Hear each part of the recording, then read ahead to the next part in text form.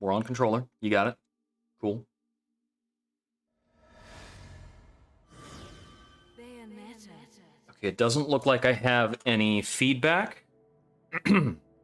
So I'm gonna try and get some folks online so we can check for possible delay and make sure the delay is synced up correctly.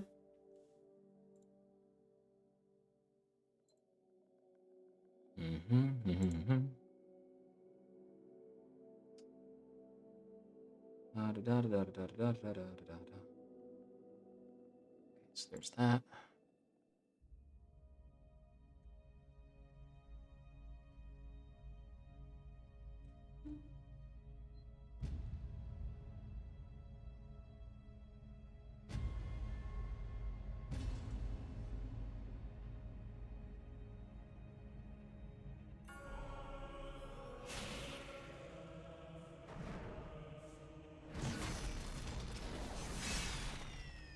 No one said you could touch. Okay, so that's up and running. That's going there. Let me, ping one more group.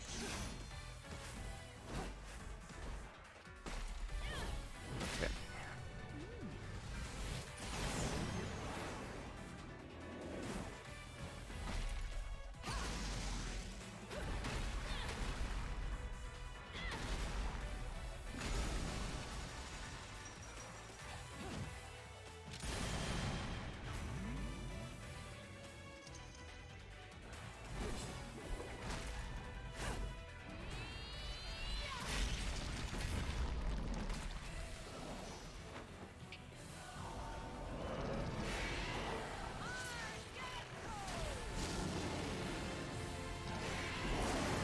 Right, switch, TV, Jupiter, Exile.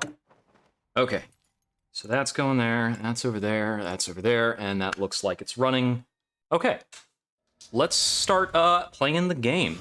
I have not played this in forever, and I was looking around to get it on the Switch to see if I could, and I couldn't. So I dusted off the Wii U controllers, and we'll be playing Bayonetta 2 on the Wii U. So I'm your host, Jupiter Exile. Thanks for jumping in, because I'm going to have to cut bits out of this later, because I had technical difficulties, and now everything about the intro is out of order. Way to go. So we'll be starting a new file, because I can't remember what the heck is going on. I think last time I had killed some kind of Scorpioness demon in hell, and I still don't know if this audio is going to have an echo on it, so we're just going to roll with it and hope that this works. Yeah. Wait, there's a co-op? What? Okay, this is the Wii U version, so I'm going to hope that it works fine on controller. I don't think this game had much in the way of, like, jank obligatory touchpad segments. I know that there's a bit of that sometimes. We're going to do second climax here. I just want to get through it, and I don't want it to be trivial, but I don't need it to be crazy.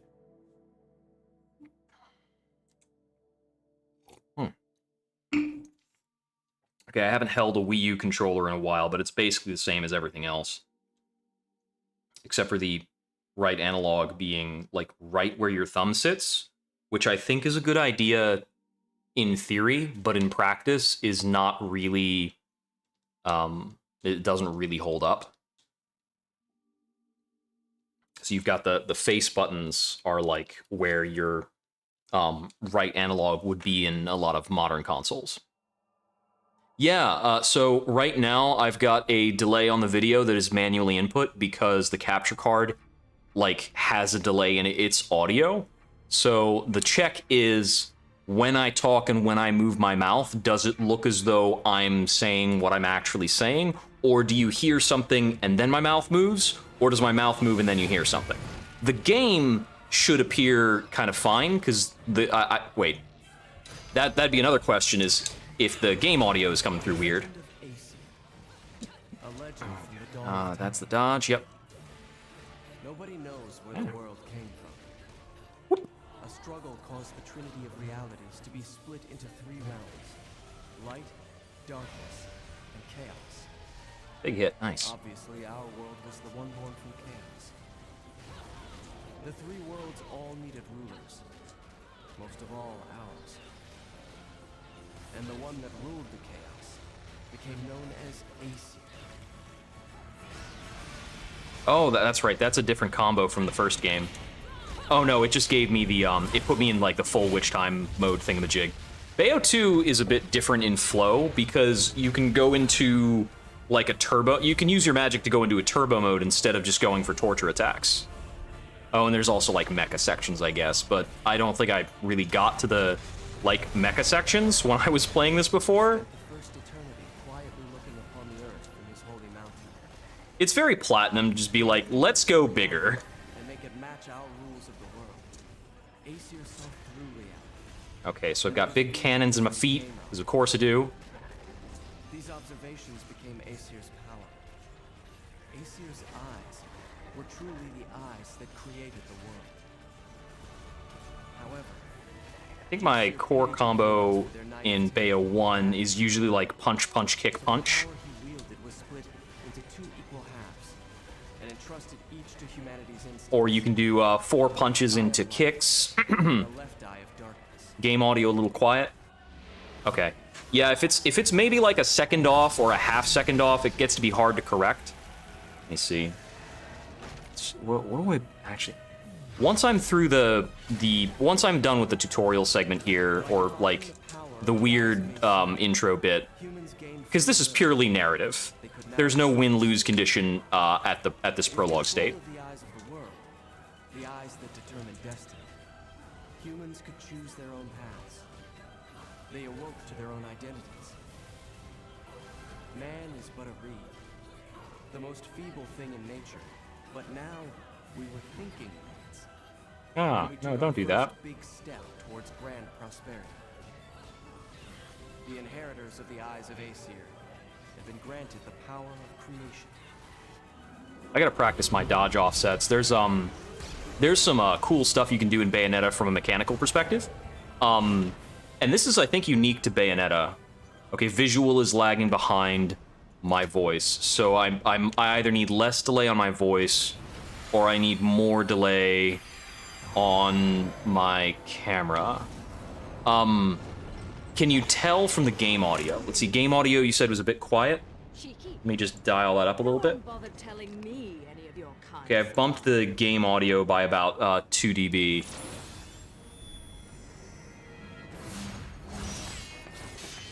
So the clanking noises is those like look in line with the parries. I did get up to the point in the game where you fight this guy. It's a fun fight. Well, at least you're the See, I think in this game this is a flash forward. The sage I met spent 20 minutes rambling on and on. What? Okay, so the game audio and game visuals look fine. So if I need to do anything, it's probably on the camera. Let's see, where do I have the... Oh, what do you do? Okay, it's under the filters. Okay, so I have... Oh, I think this is supposed to be a 300 ms delay on the camera. Let me see, you said visual is lagging behind the voice? Oh, visual's behind the voice. Oh, that's right. It's because I need to manually add the delay to the voice. That's right, that's right, that's right. Because, any filters you put on the audio... Oh no, that's the desktop audio. Do it for the mic over here. Filters. Render delay. Oh no, it's in a different window. I'll find it. Here we go.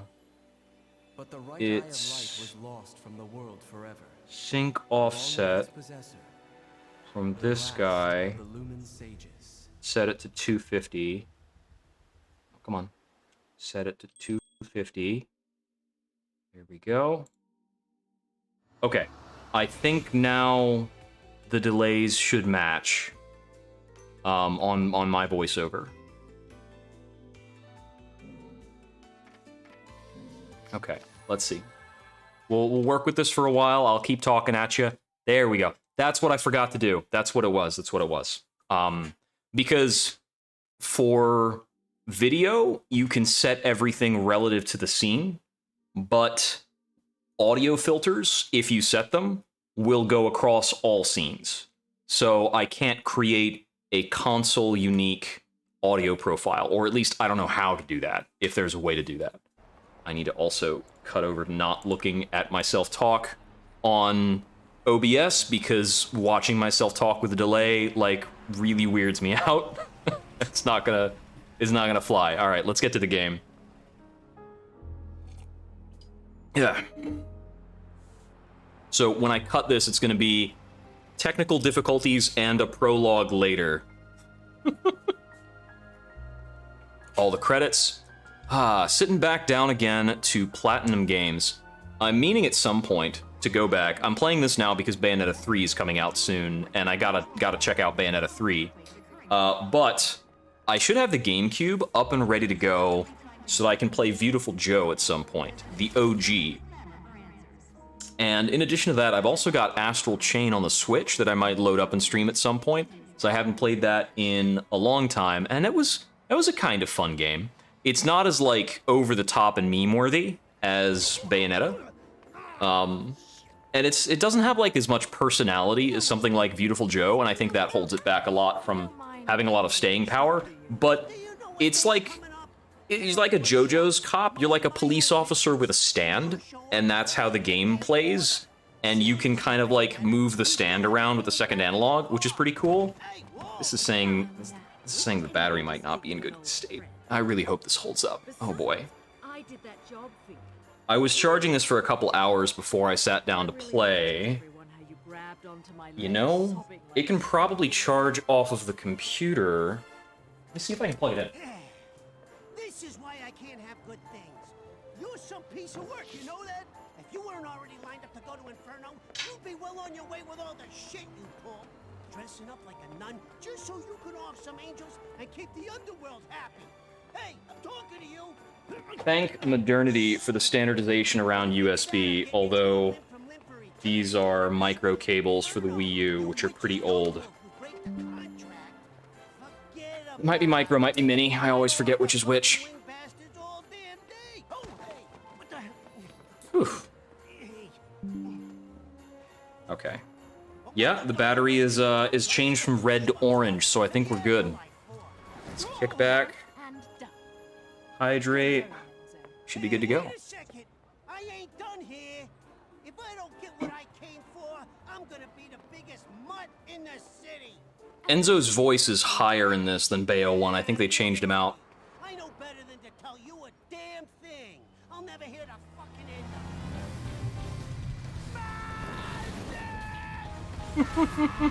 it.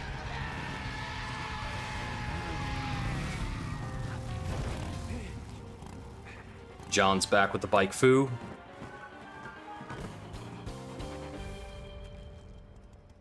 Yeah, I was looking around for the Switch remake and could not find that at about 3 places I looked. I'm like, all right, forget about it.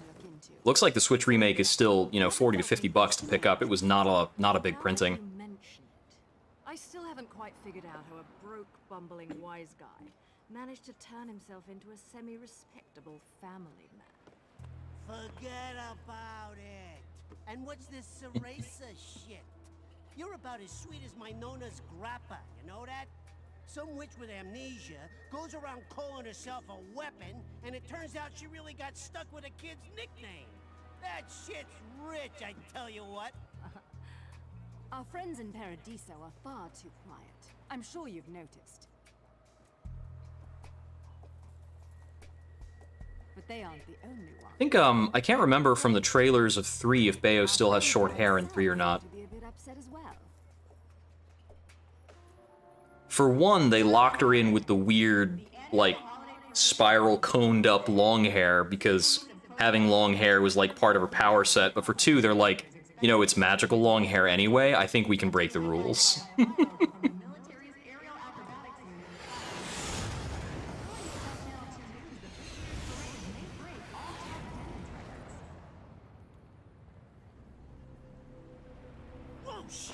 Now, I am talking over a lot of cutscenes. I might move to skipping them. I've been thinking about it. But, you know, once we get 3 chapters in, I haven't seen the cutscenes. We'll talk later. I'll see you back home. Now, by my recollection, Bayo 2 is harder than Bayo 3, but I think that's because the last time I was playing this, I was probably playing it on third climax. Actually, I think that might have been what I was seeing at the load menu, was the difficulty level, not the chapter. So I thought I was further in than chapter 3, but we'll see where we get.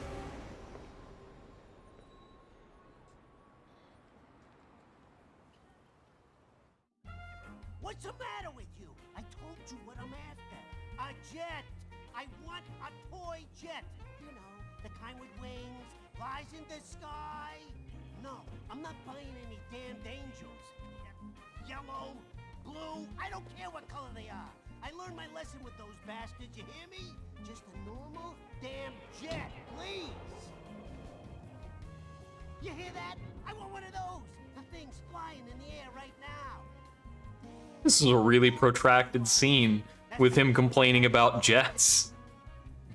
Wrap it up nice, will you? It's a present, for God's sakes. I think the animation, the voiceover teams just have genuine fun, like stretching together the dirtbag Enzo for a while. Like, you see he's got kind of like the lip snarl going as he's going through each of the lines.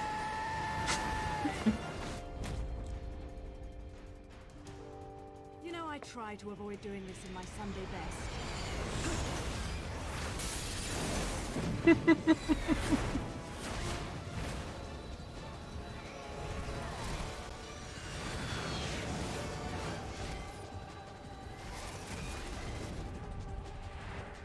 Okay, here we go.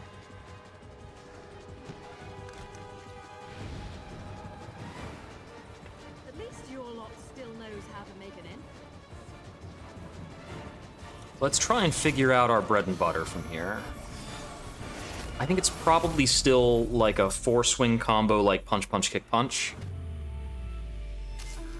Oh yeah, this is just echoing the scene from the first game too, where we get more or less the same racy transformation. It's actually a bit racier here. Oh my, and get demonetized.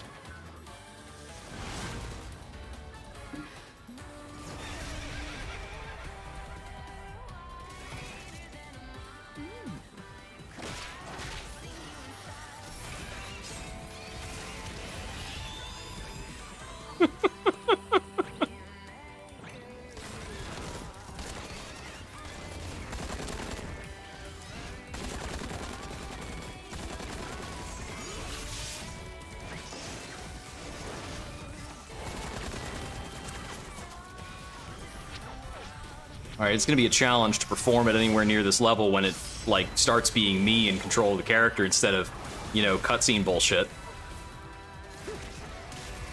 When do we kick over to that? The first thing I remember fighting in the game is, like, this really big freaking guy. I think it was a train.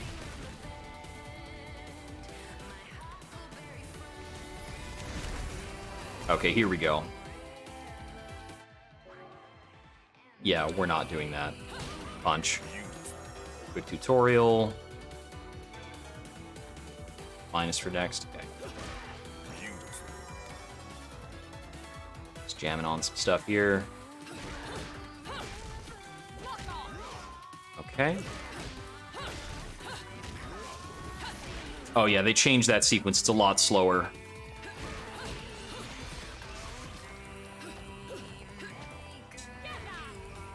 Okay, so it's still basically the same rule on everything is if you delay your inputs. Oh, is that just the straight kick combo looks like that? Okay, yeah, delay on anything and you get a rising attack. That's like a standard Bayonetta rule. Oh no, we can't do a... Oh, do we not get a riser with a punch, delay, kick?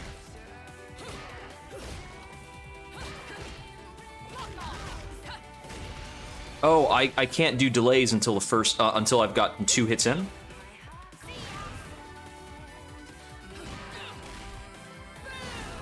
Oh, okay, so...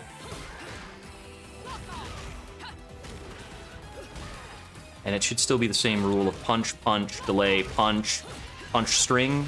Keeps me up in the air a bit. I might need to get more upgrades. Game sound another bit? Let's hit it. Yeah, the fight music's pretty banging.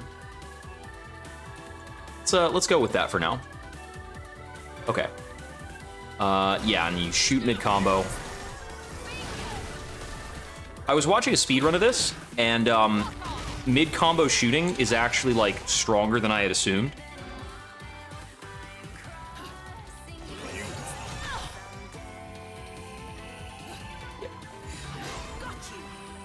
And then it's gonna do the witch time tutorial. I didn't actually let me do the input too early there. Yep, witch time stuff.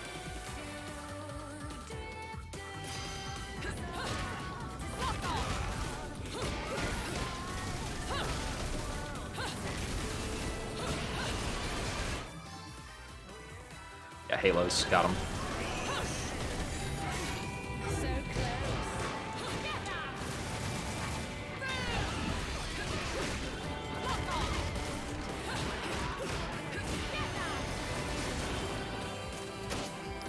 Okay, done deal with those.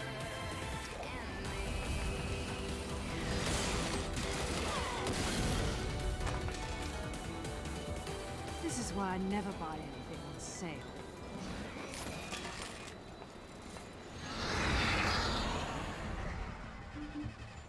Yeah, we still don't have our signature guns, which I think are different from Scarborough Fair. Right on time to deliver In Bayonetta 1, your default pistols are actually named Parsley, Sage, Rosemary, and Thyme. And the set is referred to as Scarborough Fair. Watch your mouth, Enzo. I think all of your weapons are named after musical tracks, but I'm not certain. Anyone offering you for sacrilege before you paid your tab. Perhaps not. I don't know if the katana, for instance, is named after a musical track. I couldn't say. It is a very Japanese name.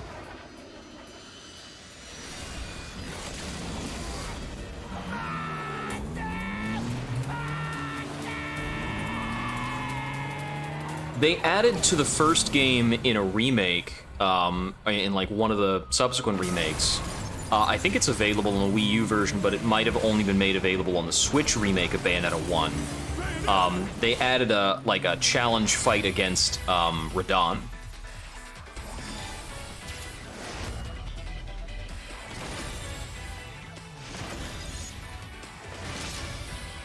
There we go.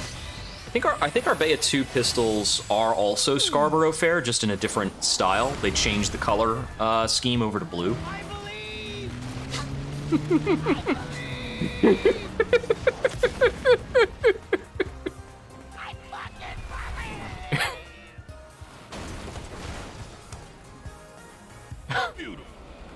You got the toy jet.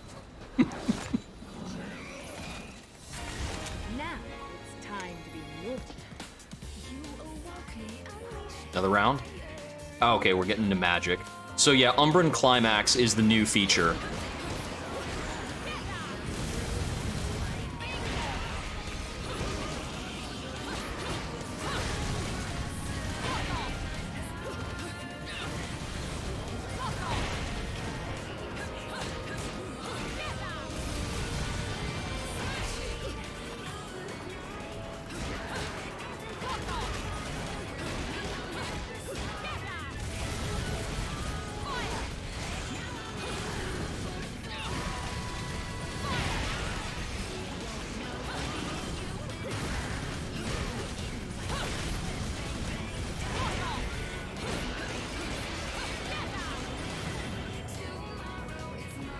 Okay.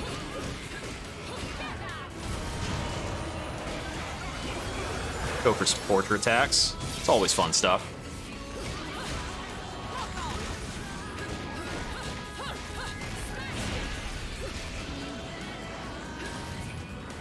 So Umbran Climax replaces... Oh, I think this is the guy I remember. Replaces all of your attacks with Wicked Weaves while you have a magic bar, which gives you a ton of like range and power. But I think you can be perfectly effective without using it in a lot of cases. It's really something you use to hammer down boss fights. Or to just very, very quickly clear out hordes of guys, but you can clear out hordes of guys pretty quick.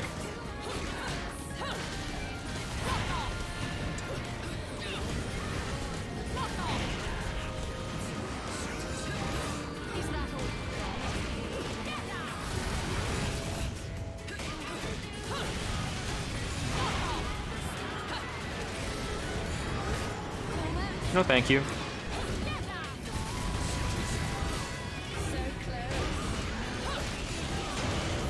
We'll just go into a torture attack here to avoid that thing he was gonna do to me.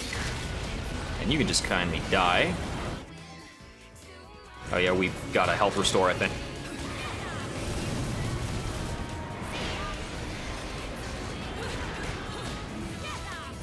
Oh, I missed my delay. Ah, that was a dodgeable attack. Whoa, my TV decided to start doing stuff. You just decided that being paused was too good for you? Get the heck out of here. Oh, all right, don't cut up my dialogue here. All right, I was in the zone.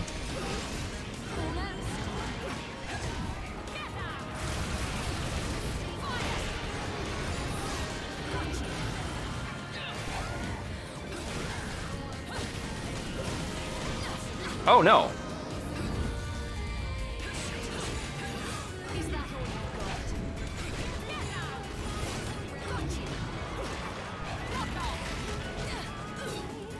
That's annoying. Whatever.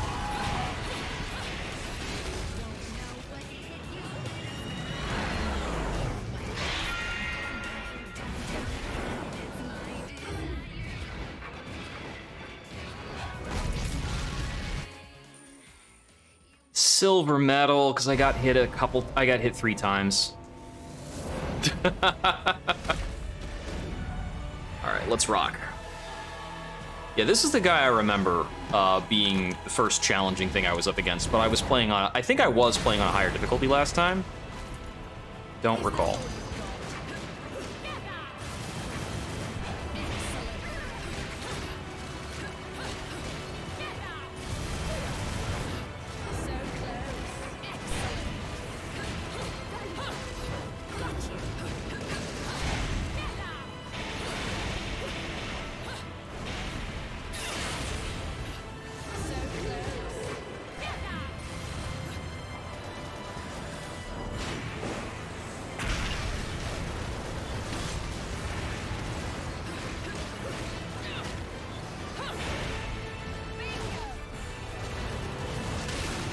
I didn't get that dodge? Dang.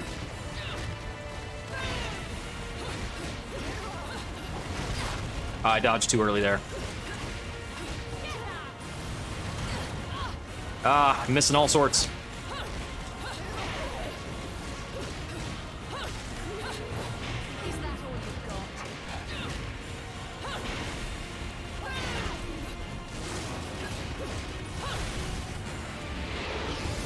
Okay, we got through to the cutscene.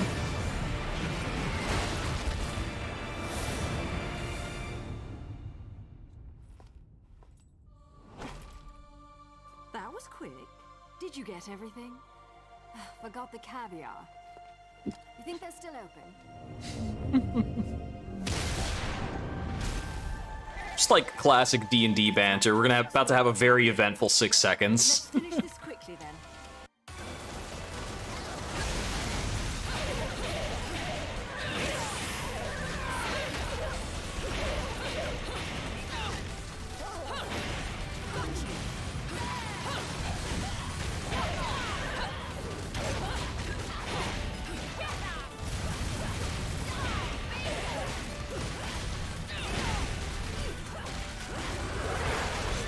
I got grabbed in some kind of goo.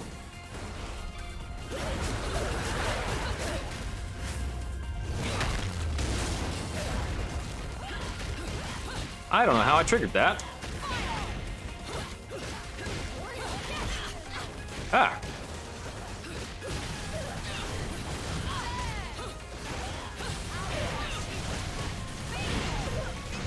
A lot of those attacks are more delayed than I expected them to be, because it has like a... He popped up and I was reacting to that instead of reacting to him falling.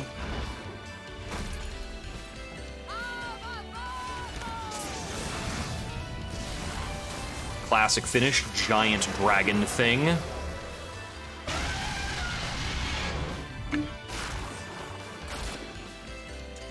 Oh, that usually goes off X.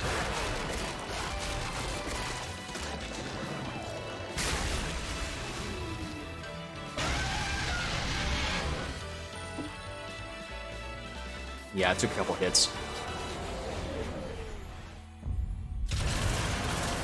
But something was wrong.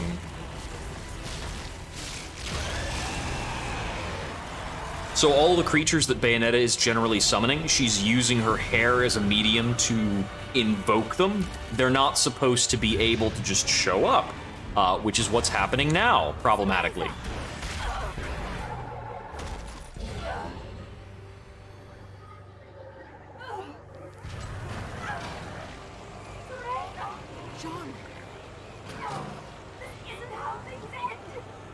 So this bit where you're spectral, with the spectral form being dragged down to hell, is what happens every time you get a game over. So they were true to the way that looks in the game over screen. I'm not one for pets who don't listen to their masters.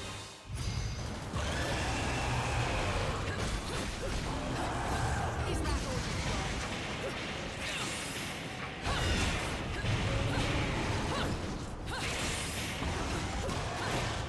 No, thank you.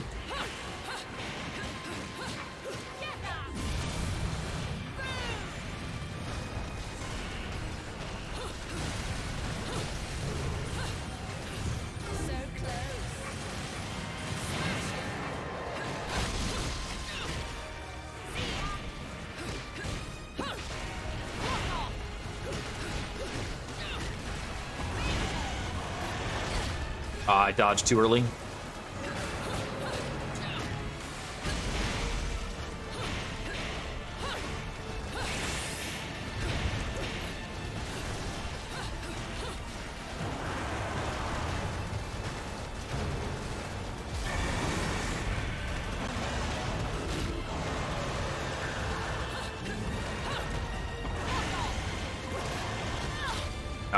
It was also too early. It's a little bit difficult to tell with the models this big and all the movement around, like where the attack animations are. So sometimes I'm just dodging off of flow, which is not always the correct move.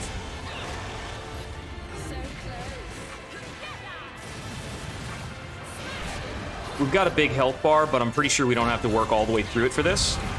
Oh, right, the tail thing.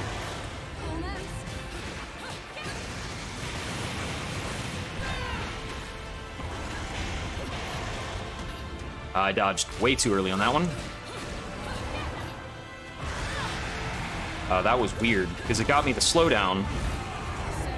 Okay.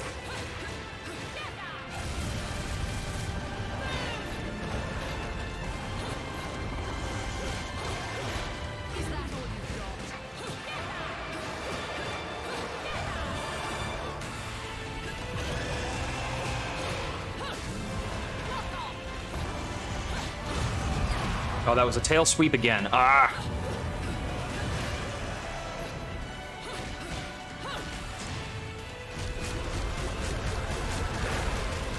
Looks like I managed to get through the health bar and all that. That was really close.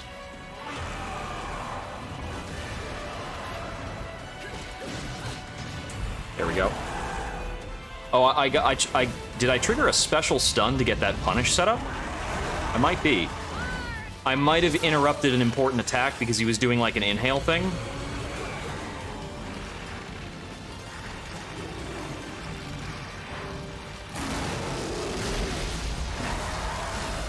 Joystick rotations are always the most difficult to get a lot of points out of.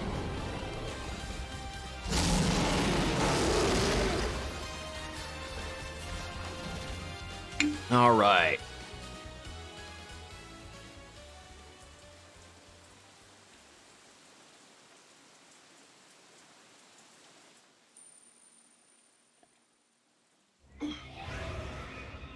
I'll probably be racking up the silvers for a while yet.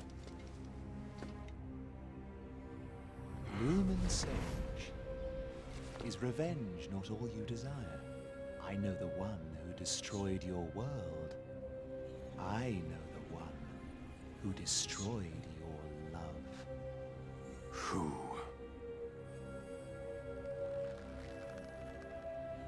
Ah, that looks like it's the lipstick case that Bayonetta shoots into the final boss at the end of the first game.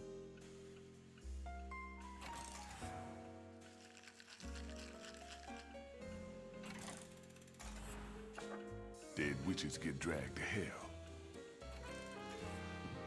It is what it is. Jean's gonna wander Inferno suffering for eternity. Them's the breaks.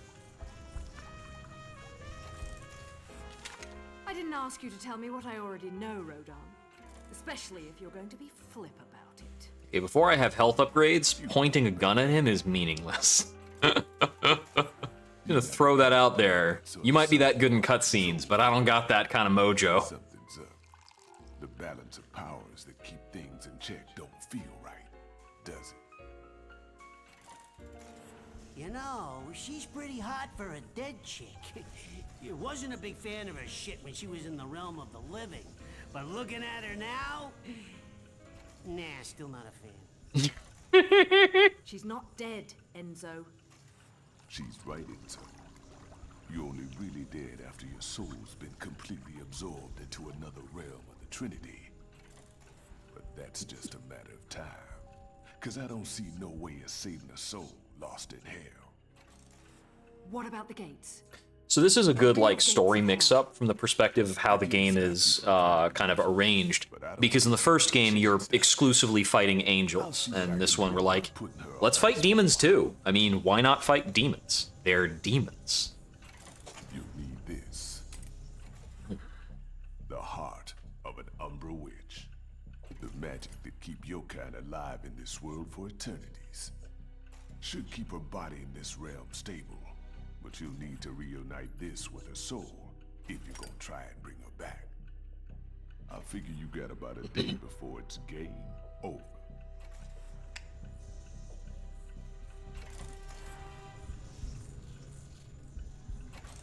Enzo, you've got a jet, right? What? No. No, no, no, no, no, no, no, no, no. I do not know. Listen, I appreciate the situation, but you know what today is? My kids got cookies baked for me at home. They're waiting for me.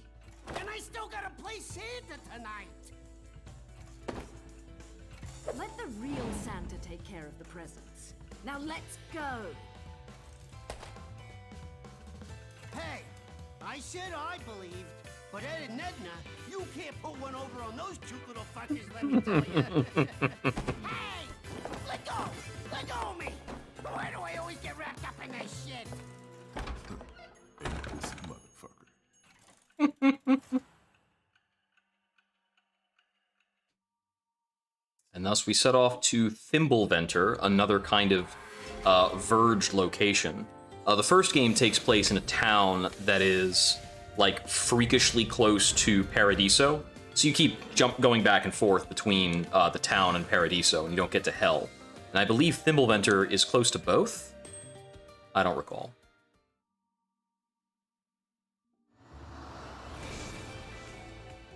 There's actually an internal achievement tracker for this game, despite the fact that it's not on the Xbox. Okay, so... So I think there's a distinct lack of any combos that end in multiple Wicked Weaves.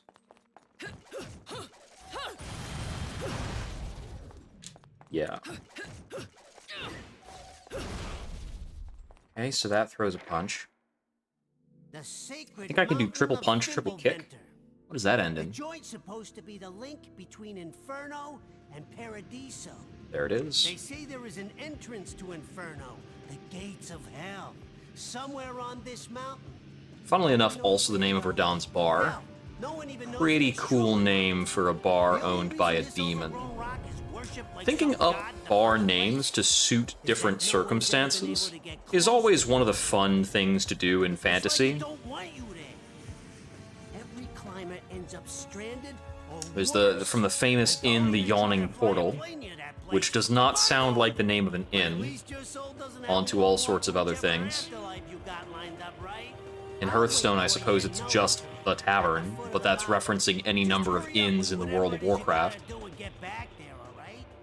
I can't remember the name right now off the top of my head of the inns in Final Fantasy XIV. Forget about it. And Gold Saucer's not really an inn, or not really an inn, but it's kind of a hotel. Very alcoholic, at least.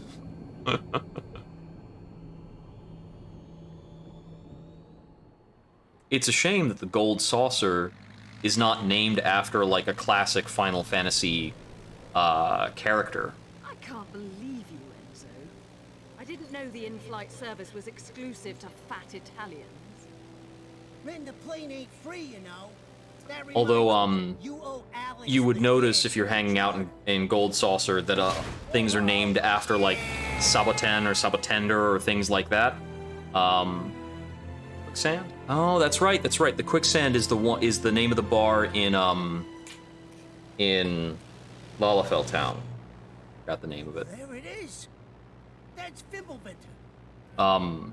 But the reason why, like, Saboten, Sabotender, etc., that's because that's the Japanese word for cactus, is Saboten. Wow. Gives me the heebie-jeebies.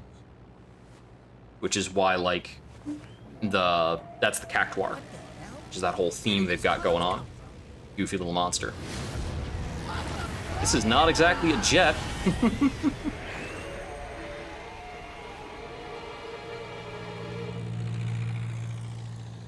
Sorry, Enzo.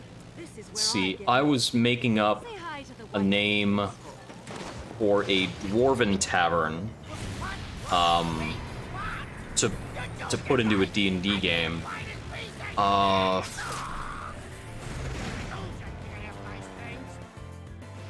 Can't remember what I had thought of for that. I think like something related to Prospector or something related to Sulfur. This is like black powder wielding dwarves type of group.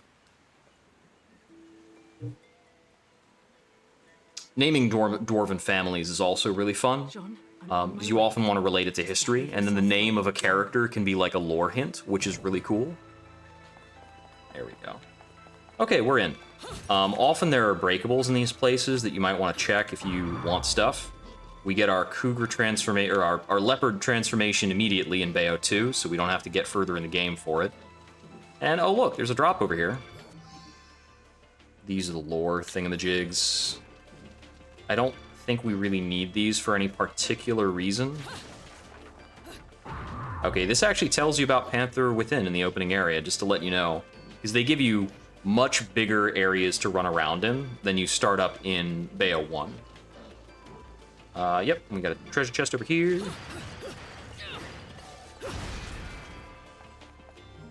I believe they all do in 14.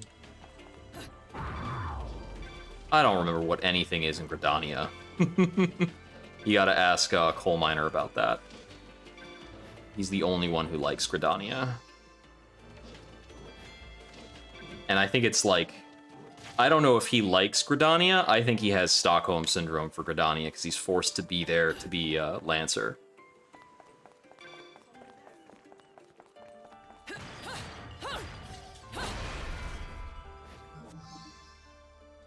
Gonna get a lot of notices for a lot of items that we're probably not gonna use very much.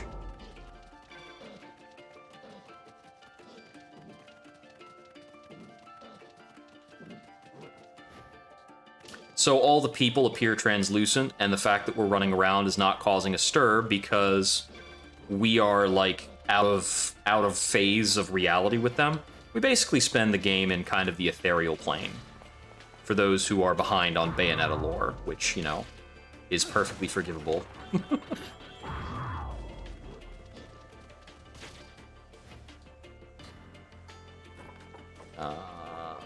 Oh, nothing back here. Okay. That looked like, you know, classic secret storage location to me.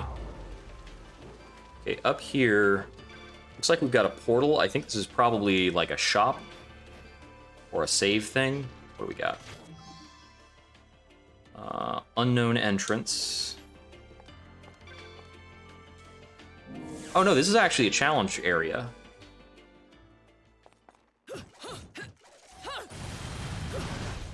Oh, so delay just gets us that earlier. 1, 2, 3. Okay, yeah. Muspelheim challenges, yep. Repeat it as many times as you want.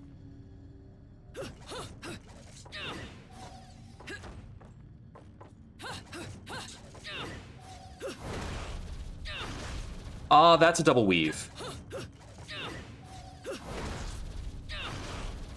So that's our punch, punch, punch, kick, kick, kick.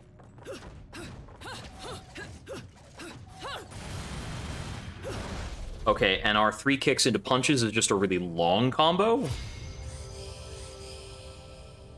Oh, just a time battle, okay.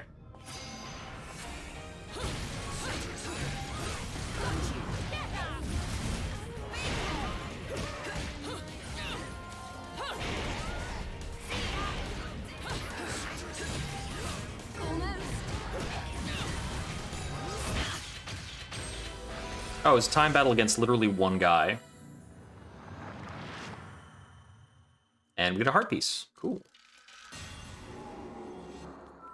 I'm kind of upset that I took a damage, that I took like 1 hit of damage as a shot trade on my last attack. I barely didn't cancel fast enough.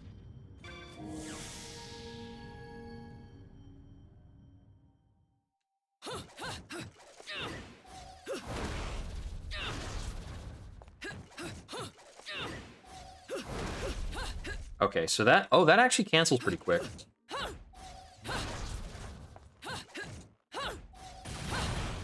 So this is like a bread and butter lifter, and one thing that is in common between like Bayonetta and say what's it called? Devil May Cry.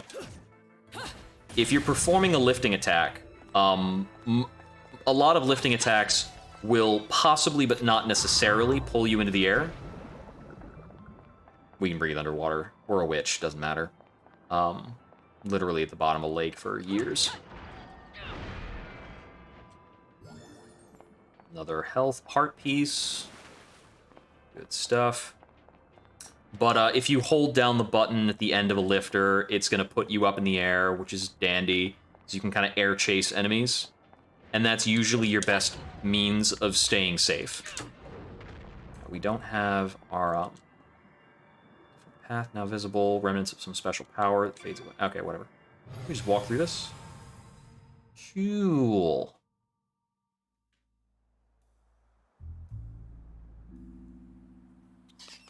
We've got this mysterious squirrel.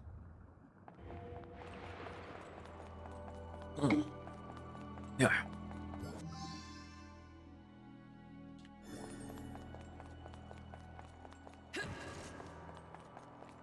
There's nothing particularly here but a corridor. Alright, yeah. No backtracking now. Sometimes Bayonetta is very rude about, like, secret Muspelheims and things like that. And if you can... It's kind of a rule of thumb for Bayo. If you can backtrack to an area, there's probably a secret there. There's a lot of secrets that will only appear after you've triggered a certain, like, fight sequence.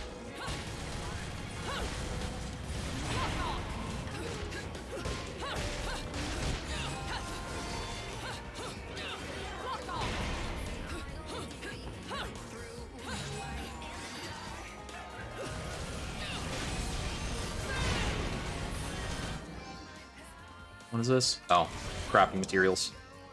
More crafting materials.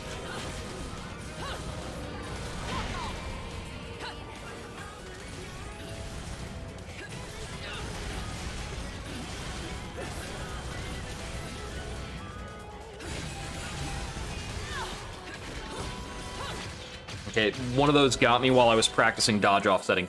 That's right. If I... That's... Okay. If I... The high damage thing to do is you want to fire out of a combo piece and then dash in between before going into the next bit of a combo. But I think there's a limit on how quickly you can do that. Yeah. If you dodge too many times in a row, you go to this final like backflip to pose thing, which basically puts you in dodge cooldown for a moment. Okay, it's the 5th dodge. So about every 5th dodge, you need to make sure you're safe. But other than that, your optimal damage is to fire out of combos while dodge offsetting. Okay, we move pretty slowly through this underwater section, but I remember there being a chest over here. And I can't turn into a panther underwater. Which is just a bummer. I can get to this, right? Yeah, definitely. Thank you. Third heart piece already in the first stage. Pretty dandy. It's gonna come in handy. There we go.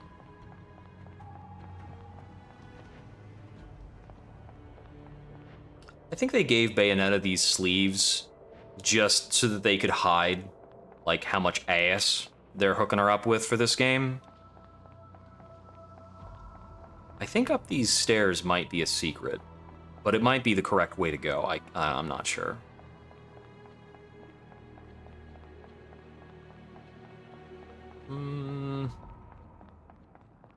We got a save point. Looks like we're in correct way to go territory, so let me loot back a bit. This is a signaling element that I wish was present in more games. I wish they clearly showed you a little bit which way was the progression direction, just so you could know a bit better when to productively snoop around. Oh, this literally just switchbacks up. Oh, there we go. Yeah, Bayo hides stuff, like, really aggressively. As I get later in the game, I might tune out on some of the secrets, but for now, I really want to get stuff. Till I can get a couple HP upgrades under my belt. Only deal damage during witch time. Ah, sure thing. Okay, we'll bounce off if we're not in witch time. Oh no, don't do that. Okay, these guys, the flying guys have a bit more delay than I might expect. Is that all you've got?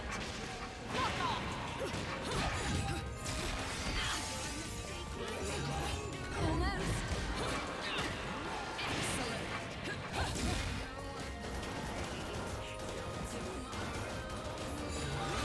So close. Ah, ran out. Got you.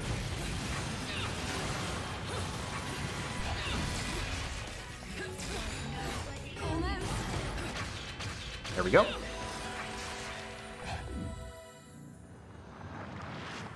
One other thing I remember from watching a speed run of Bayo 1 is they actually used bullet climax a lot more than I expected.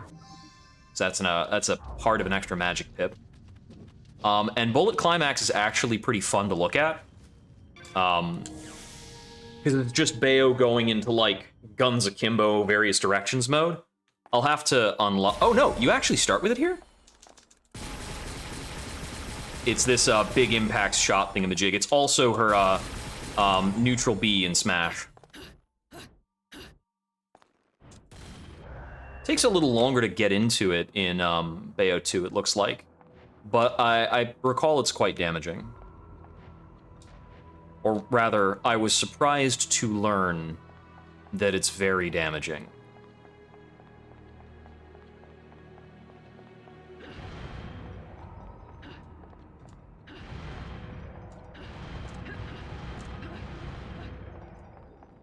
One, two, three, four. Yeah, that's the dodge offset trick. You use dodging to cancel out of a lot of your standard hits immediately after they hit, and then you only want to do the combo enders that feature the Wicked Weaves. Those are the only ones you actually want to throw out. Everything else you want to cancel with dodges as much as you can. When Ed and Edna found their daddy wasn't coming back. So the speedruns for the game are actually pretty technical and really fascinating. That's been the case ever since Beautiful Joe. It also has a very fun speed runs, very fun score runs. I'll give you that. Anyway, tell me how my baby... Or at least very interesting. They're behaving quite well. They found plenty of playmates here. Enzo the weaponsmith. Figured they would. Give him the DL. Neptune had some Not kind Enzo, of we're done. thimble vendor in the gates of hell back in its day. Wouldn't be surprised to find a few of those playmates that like it rougher than the typical bunch. Anyway, you need any supplies, just make sure you keep bringing me these halos. And remember, I ain't here to get up in your business. My business is making things that do business. So don't come crying to me when you...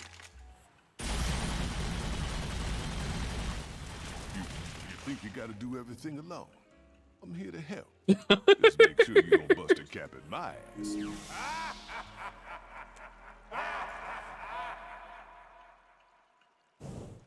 I think Radon is actually playable in this as an unlockable character. I think they added that to the original game as well. We're going to check the shop super quick. See what we're looking for some of the key items.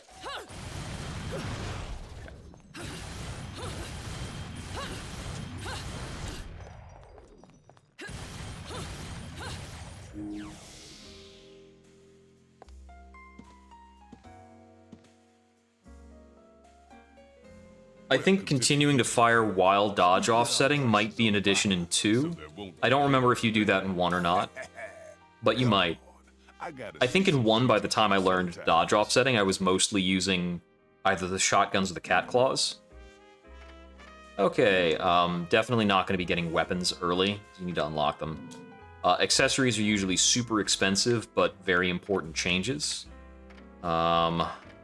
The Moon of Mahakala is an absolute game changer. It gives you like a special counterattack. Techniques are usually our early bread and butter. They're 20k a pop, so we could probably buy 2 of them. Stiletto is your typical stinger charge. Heel slide's just a kick version, same thing. Afterburner kick chases people up into the sky, which is pretty useful. What the heck is this? Okay, an ascending punching attack. So it's just a punch version of Afterburner kick. Sort of. Doesn't even do as much. Breakdance, which is just like you hold down dodge and you go into it. I actually don't like to buy breakdance. I think it's pretty disruptive. Charge bullet, I think, is new here. Bat within is really good, as it makes dodging easier. So I'll probably just get bat within to start, which just gives us extra dodge frames, basically. And those dodge frames do count for witch time. Coming back here later, we're probably going to grab either Stiletto or Afterburner Kick. Those are pretty big to just combat flow.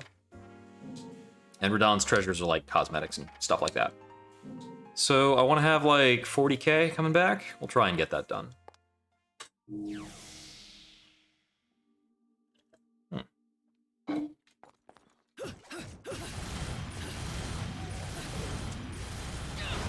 See, I canceled one of those that I wasn't supposed to cancel. That's how we want to execute that, more or less. Whoops.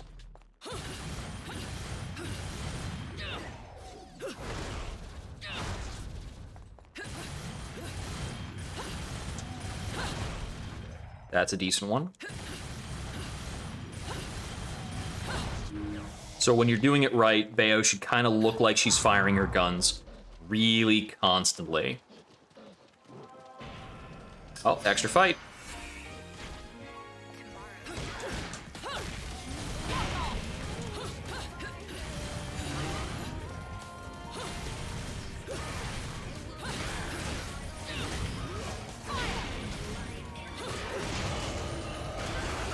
When I'm actually fighting, it's often difficult to remember some of this stuff, so I'm gonna have to, like, be drilling it for a while.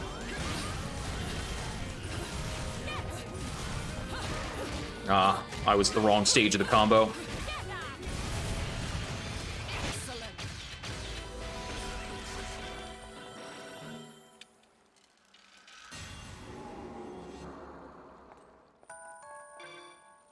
Gold. My combos weren't fancy enough to get a higher rating, even though I took no damage. Torture attacks are not actually terribly good for points, but they're very good for speed.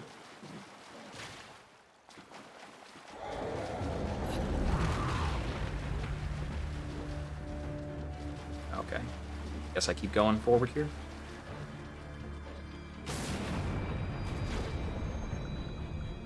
I've got basically 100% certainty that none of the side doors are open here.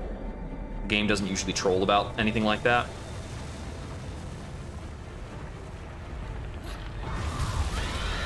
There's the enemy for the segment. We don't have moonlight, so we're not going up on the walls. Can I just keep going? Oh, there's a glide. It's different. I just open this, don't I? Yep. Alright, I didn't want to press that. I actually want to hang on to this a while. I was just hitting a button so I could, like, shoot some of the random objects. What's up with this being blanked out? Reflection of an Umbran resting place which existed in the past. Select each piece while the remembrance of time is visible. Ew. 1 minute? It doesn't look too bad for this. So long as I don't, like, horribly miss all the grabs.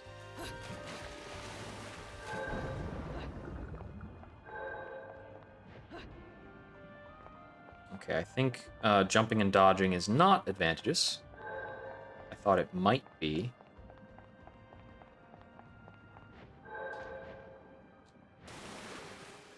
Cool.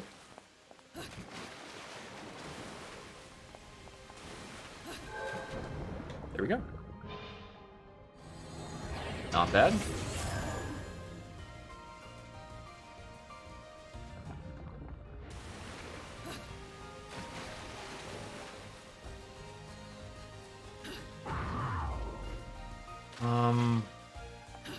Back there, right? Oh no, I'm actually running forward right now, aren't I?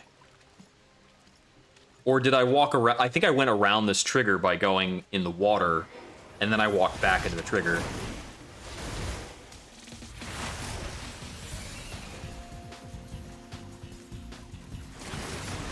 We meet the mysterious youth. I don't think this character's playable or anything like that.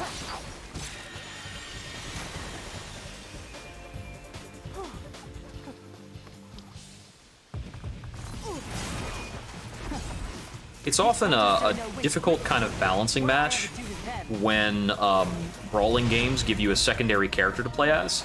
There's a lot of cases where the secondary character you play is just cosmetic, and that's the case with Alistair in Beautiful Joe.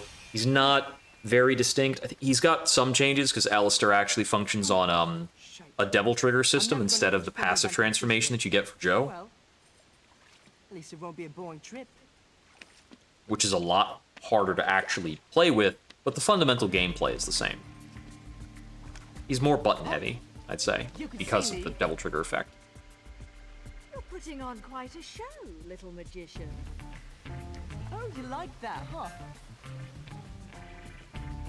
Wait till you see the climax. Silly girl.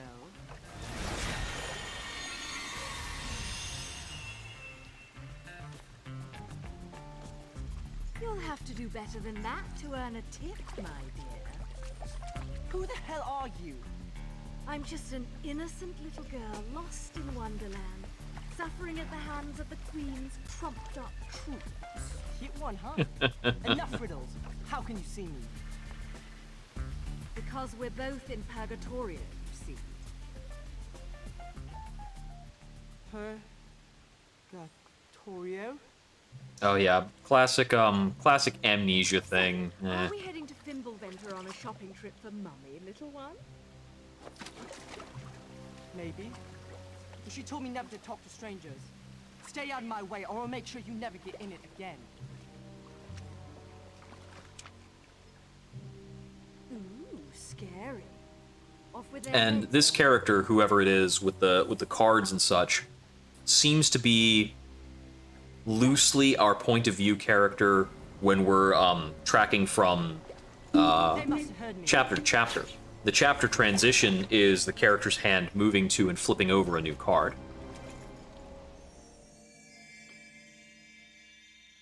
We've got New Angel.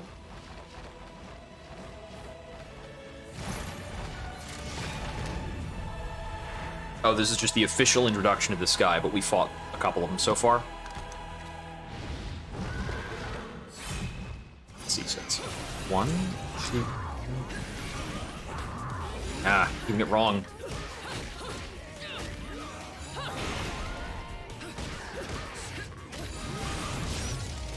That's...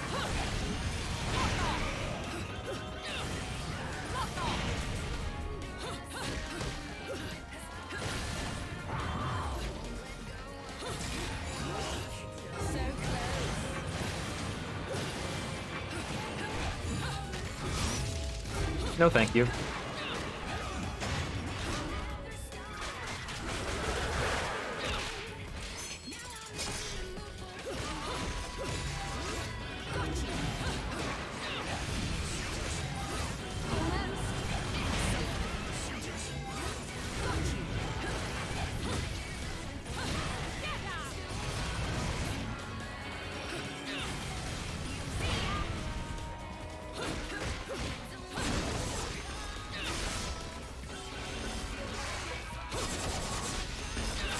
Forgot I had an angelic weapon on me.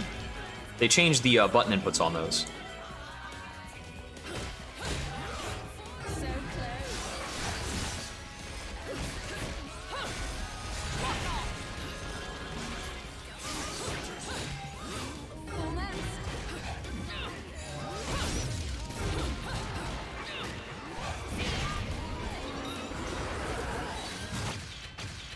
And finish with the torture attack.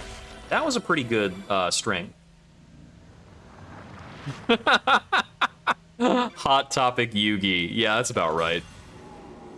That's about right. He's even got a Millennium Puzzle. That took me too long? Okay. Time score is lacking. Usually I expect to be combo score that's lacking. I think this gets me a bow or double swords or something. The weapon you get out of a Hymns LP is always displayed on the front.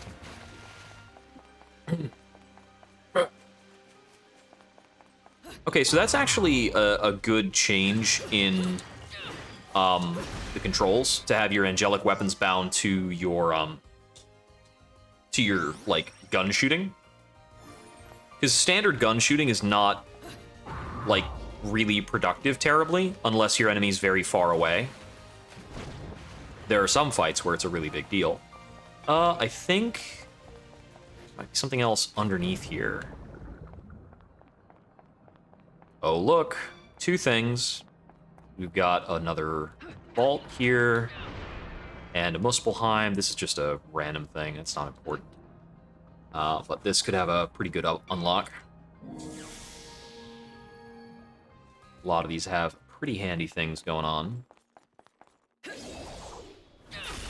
So I noticed that the angel weapon also only has one attack pattern, which is different. It used to be that there would be like a couple things they could do. Or sometimes they'd have one input on punch, one input on kick, but they'd replace your punches and kicks. Okay, defeat enemies to earn time. Got it.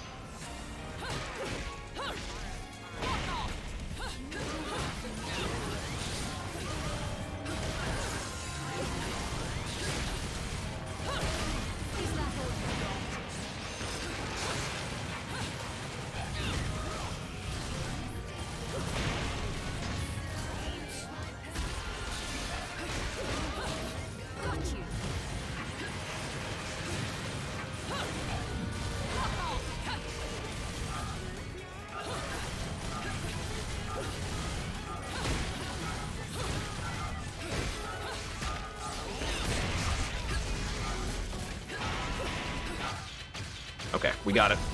That was a little rough. Should deactivate the Umbran Climax. It's time limited. Got a little bogged down there, took a little bit of damage. Well, at least I'm pulling in the golds. That doesn't feel bad. Feels pretty good. I've got the premise of it right. I know my goal in combat is to keep doing this stuff. Forgot how much the buttons on here do not have a lot of give. They wear down my thumb quite a bit, and they're actually like a little small compared to like Xbox 360 buttons that are very comfortable to press.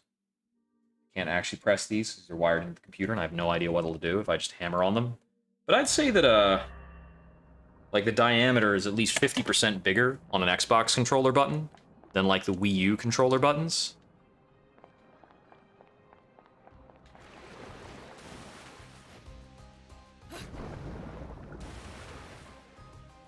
Such a poorly marketed console. This is basically why I was looking for a Switch copy of the game.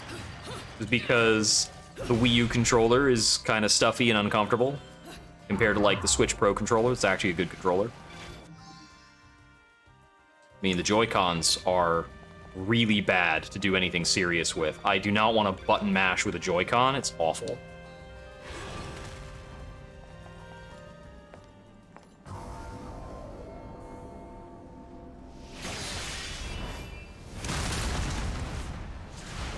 Oh, it's you again. Are we gonna actually fight this time? I think I've only fought him so far in the backstory. The enemy designs in this are always really cool. If you're looking for the kid, he went that away.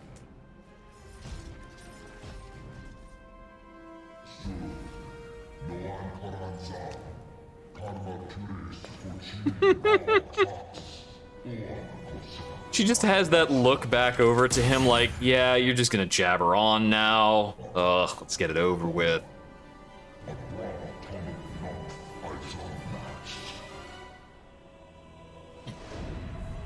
They have a good consistent persona for the angels in that, like, all of them are wordy and obnoxious, really. I'm afraid I don't have time to dance too long. A friend is waiting for me.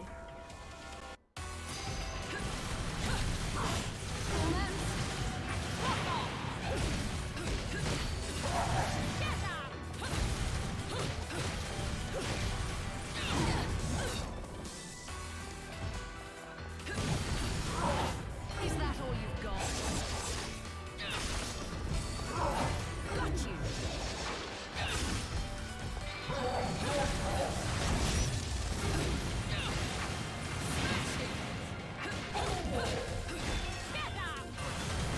Oh.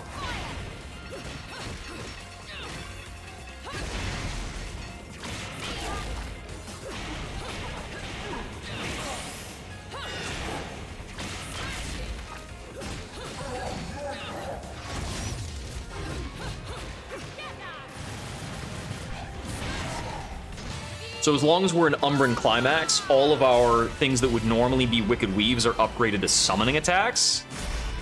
Pretty hype.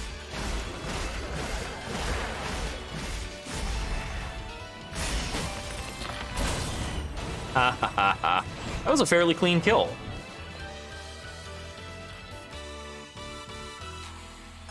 I did take a hit, though. Oh.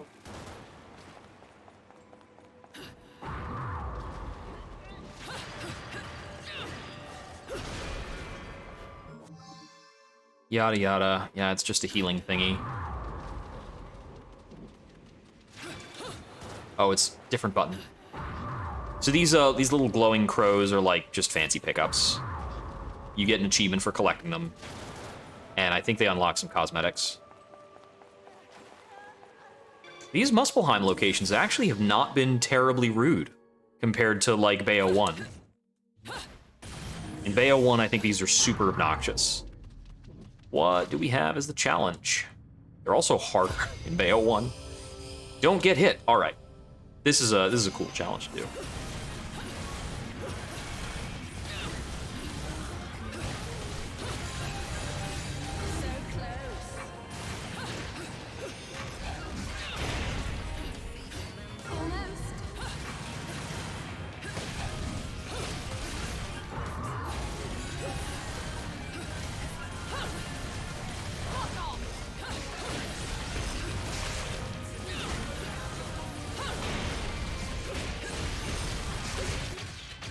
Yeah, that enemy type gets staggered by bullets, so they're particularly vulnerable to the dodge offset shooting.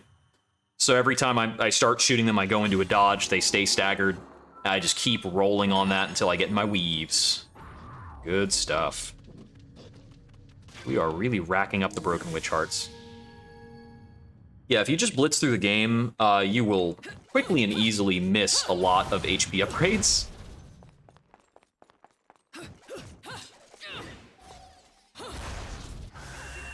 Oh, that has a follow-up?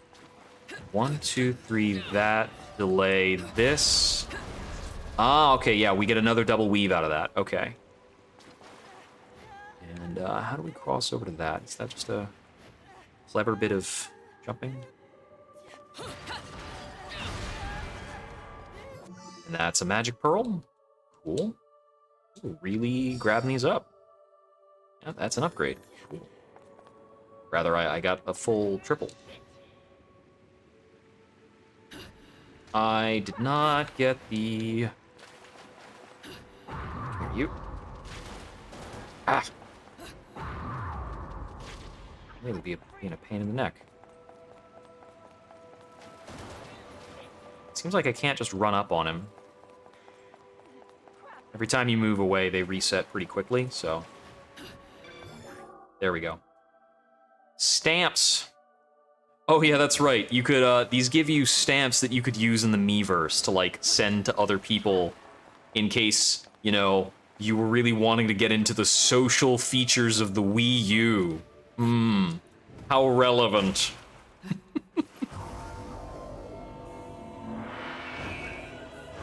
For everything it was, it's not honestly a bad console. It's just very badly marketed. And badly named. Like, it's an awful name.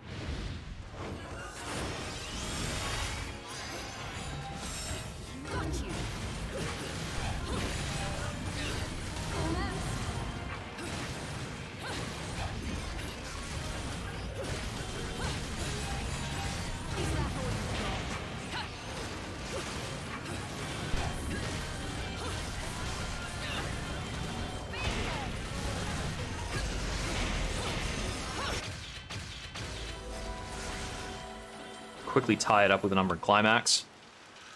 Umbran Climax management has got to be really cool in the speedrun for this.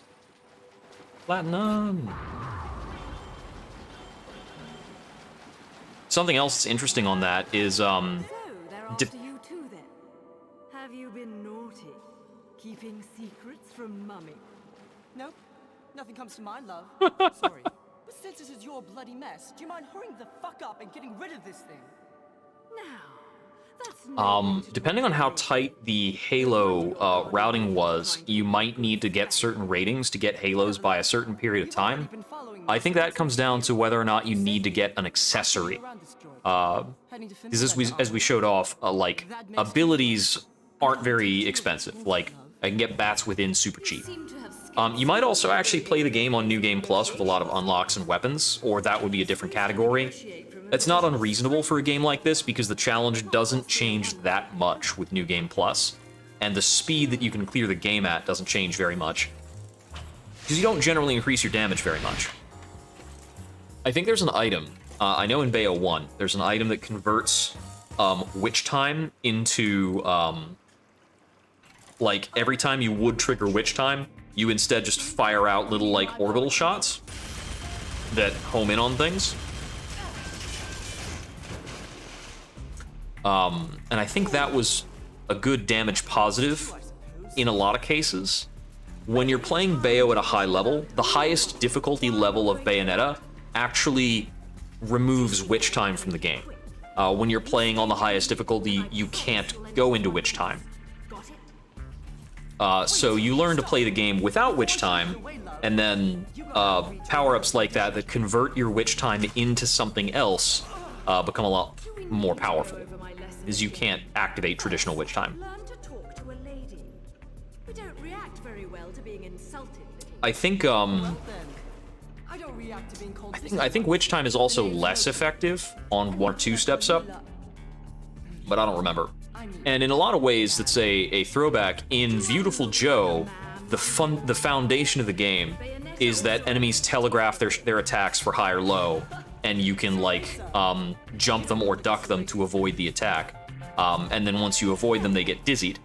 In Beautiful Joe, on the highest difficulty, Ultimate V Hard, enemy attacks don't have a telegraph anymore that is high or low. You have to learn other telegraphs for them that have been there the entire time. And I remember I actually remember what those differences are, because I played so much goddamn Beautiful Joe. For a standard enemy attack, if their legs are moving, they're gonna throw a punch. If their legs are still, they're gonna do a kicking sweep thing.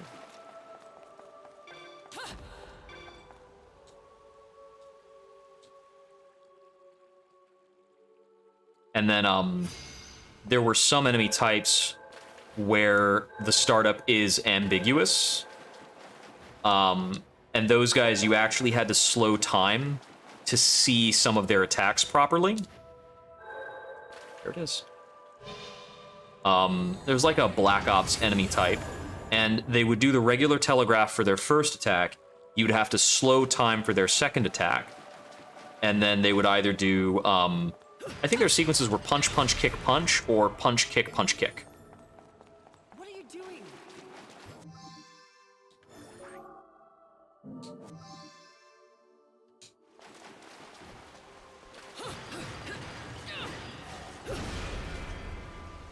What are you doing? I'm collecting all the boxes and secrets, kid.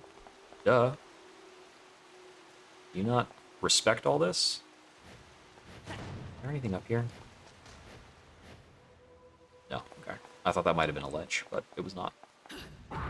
Excuse me, I need to grab every box. You're not in a hurry, right? I mean, this was very obviously a arena.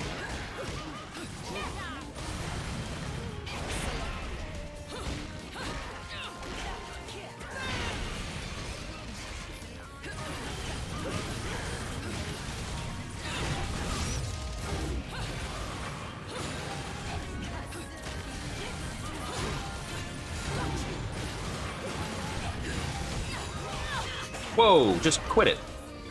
This guy is giving me the business with this double swords thing he's got going. Whoa!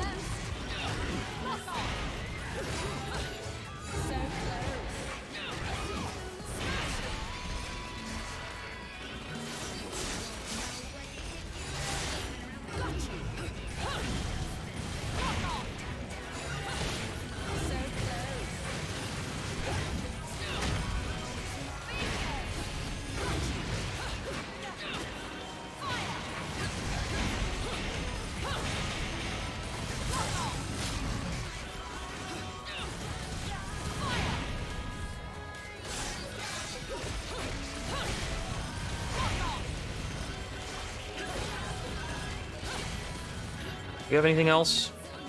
What else is around here?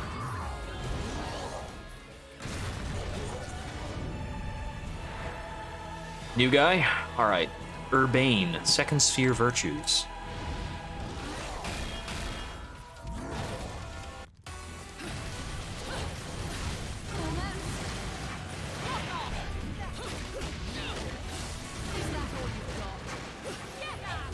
You have to be less obvious than that, buddy.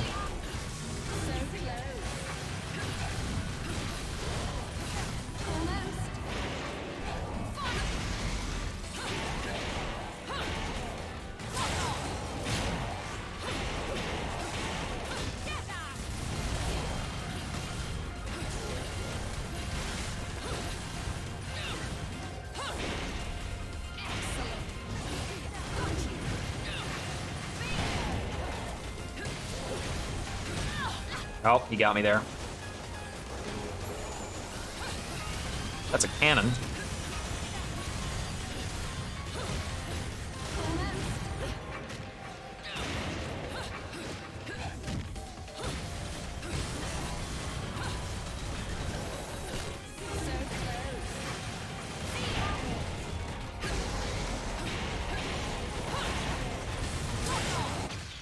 Gotcha! With the dragon finish.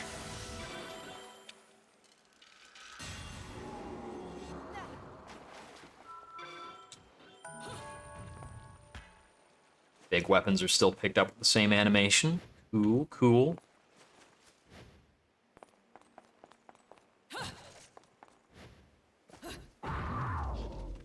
Come back here, Yugi boy. Where'd he go? Oh, we have a shop here. It doesn't show my cash when I step on the shop. Blah, blah, blah, blah, blah. Oh, it has to, like, load these screens. Where's my Halo count? Come on. Oh, the weapon is now Love is Blue. It's the name of it. Alright, if it doesn't want to show... I'm just going to use the mid-chapter shop. I don't really want to jump out of the action every single time a shop is available. I'm jumping out of the action often enough to hunt for random crap. Let's see. Oh, that's definitely a chest in the water.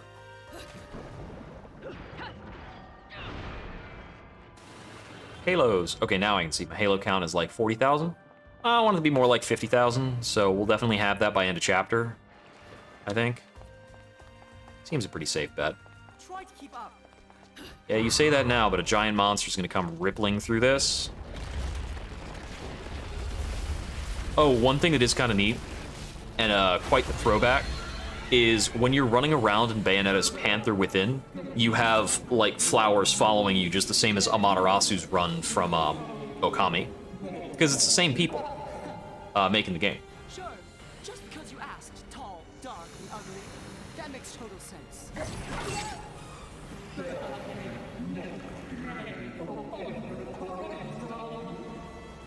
These guys are very reminiscent of an enemy from the last game, just with, you know, more upside-down stone face, because that's the Angel aesthetic.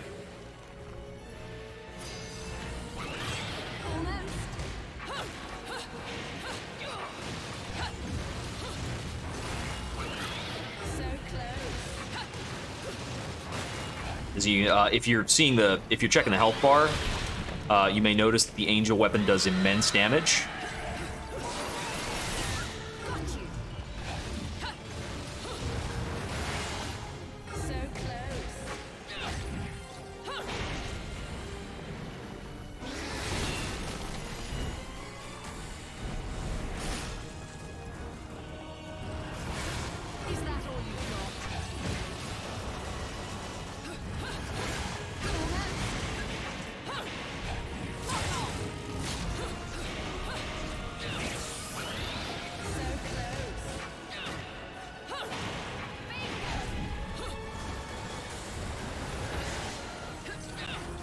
Dodge too early for witch time there.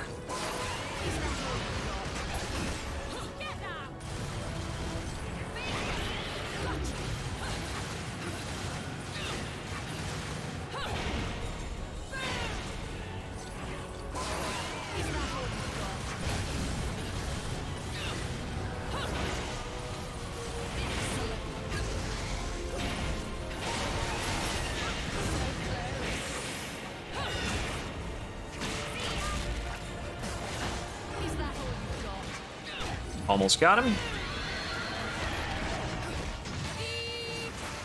we go.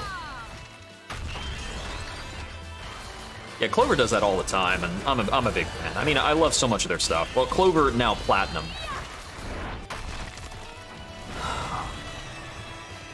I think they've got Joe references in a few different things. I think, no, it's Enzo's dialogue from Bayonetta 1. He's talking about, like, some various girls, and he mentions Trish and Sylvia corresponding to Devil May Cry and Beautiful Joe, respectively. What the hell are you doing? I booted up, a while ago, I booted up God of War 4, and I was so disappointed, because I really felt that they lost the DNA of their game. Because God of War 1 and 2, God of War 1, 2, and 3 are, like, fundamentally they're Devil May Cry games. That's the entire flow of those games. And, Devil May Cry, God of War 4 is like a bad Resident Evil in terms of the way it controls and feels. It is so clunky to move Kratos around, and you spend a lot of time in your more dangerous fights, just like flinging out the frickin' axe, and it gets repetitive and obnoxious, and the camera's just fighting with you the whole time. There. That is the one. I could not get into it. I mean, I played the game for 10 hours, and I could not have fun with it. It's just so disappointing. It's like Kratos used to dodge an entire screen when you tapped the button. And it's because Kratos' dodge was that insane that you can have the fights with, like, the gigantic, crazy enemies. And that DNA is now in Bayonetta. You're fighting gigantic, crazy enemies with a really good dodge. And that's what makes it fun. Because you're responding to, like, the rhythm of the attacks. and all of the attacks have... Sometimes the visuals are difficult, but the audio for attacks is usually pretty distinct.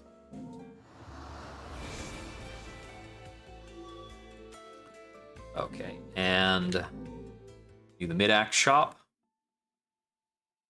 They did take away Angel Attack in Bayo 2. It's a bit of a bummer. There's a fun little diversion between chapters in Bayo 1. Well now, looks like you found a good I think the speedrun, from what I remember, actually plays Angel Attack, because you can get a couple items that are very useful for the sake of speed. I play that back home. From what I remember, they use the magic restoring lollipops, and there's an item called the Golden Flute that damages all enemies on screen. They use that in a few places to clear out enemy waves faster. I'll go get my swerve on. From what I remember seeing of the Bayo 1 speedrun, it's actually like a mostly honest speedrun. There are a couple cases where they run around triggers or they like jump over enemies to shortcut through sections, but they play a lot of the game really honestly, and it's got cool item management strats and just very skilled play. It's all good, 'cause neither did I. Yep, that's exactly correct. You cannot have a flashy, gritty... You cannot have a twitchy, gritty game, even though a twitchy, gritty game is exactly what Devil May Cry is. I mean, I guess they're still making Devil May Cry. I could just get the newer Devil May Cries. I just haven't. I think I'm not getting the newer Devil May Cries because, I mean, I can just play Bayo. Okay, so I wanted to get Stiletto.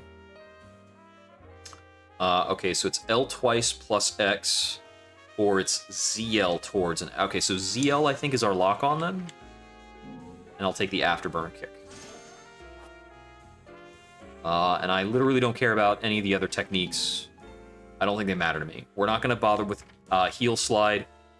Tetsuzanko is like a theoretically strong thing, but I never use it. Yeah,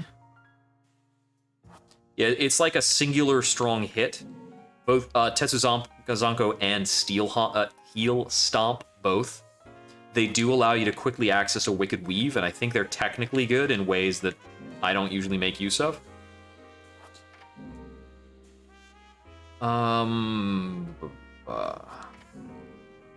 These might be pretty good. Like, I've never tried this out. I should muck with it. Moving along. You're also not allowed to have a slow, flashy game. Like, that might be cool. Who knows?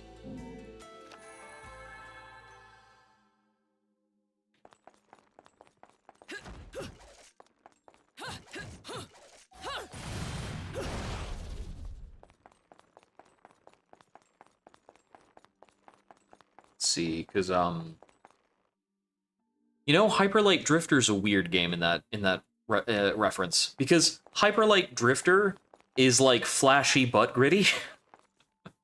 I would say that it's on the twitchier side. Combat in Hyperlight Drifter is actually very satisfying.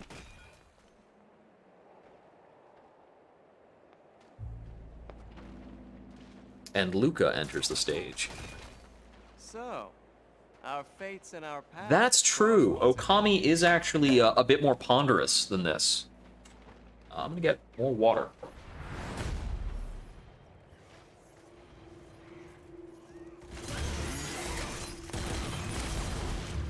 Whoa! Bingo.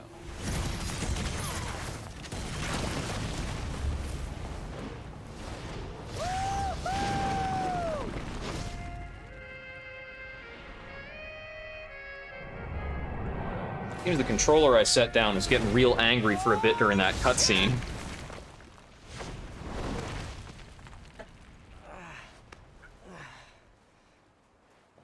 Oh, you know what? I think Enzo's thing, talking about Enzo's dialogue, talking about the various Clover women. I think he also includes Amy in there. Maid of Nerine, also known as Diamond Lilies, I think. The name Nerine is derived from the Nerine. Luca's still going deep in the lore of frickin' like flower personality stuff. Like deep in the flower meaning lore. A pet or a cat.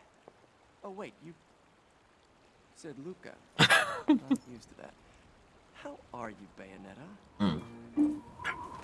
Bayo calls him Cheshire throughout You always the first know how game. to make an entrance.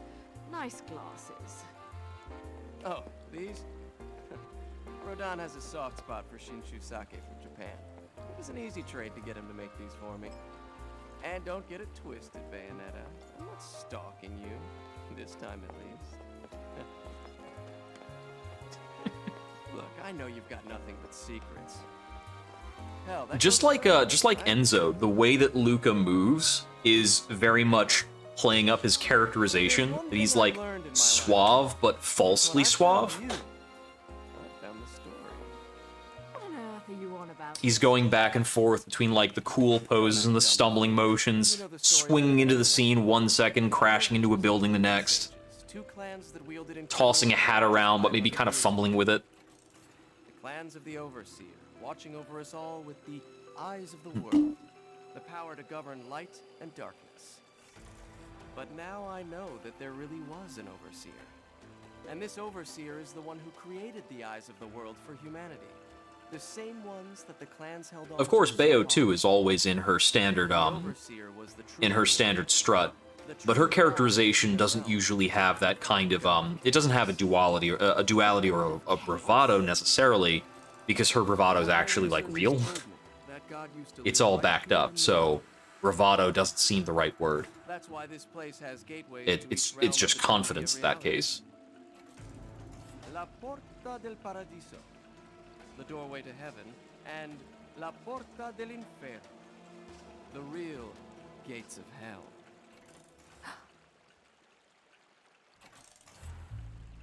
Listen, I heard about John.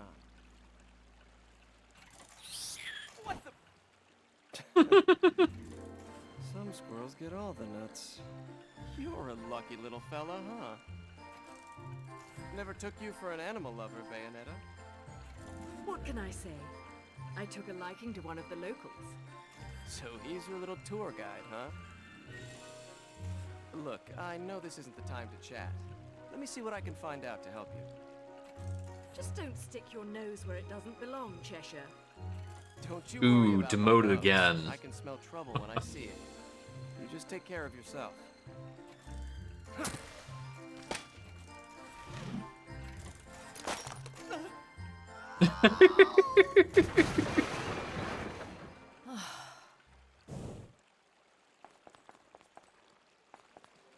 Okay. Quick secrets check.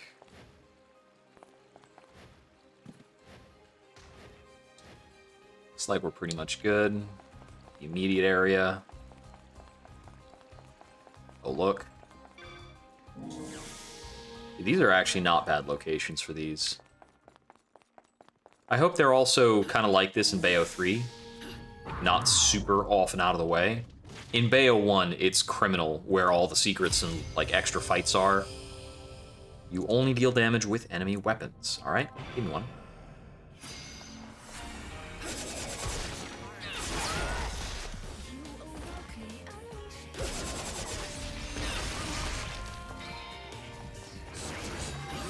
So close.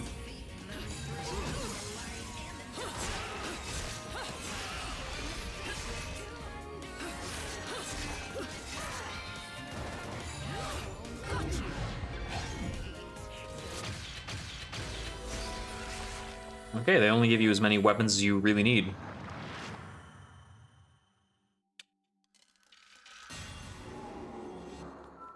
So I think that's just you know, an area to express, hey, enemy weapons are good, you should make sure you're using these.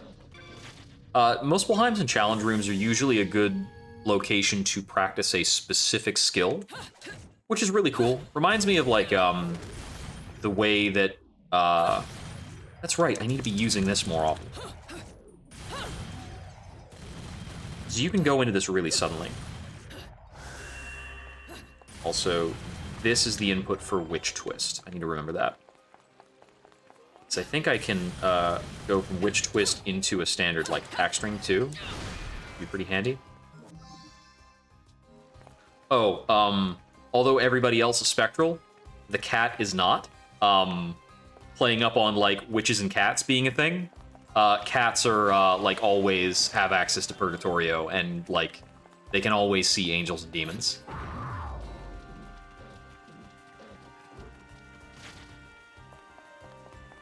Which is really the game being real cute about its lore.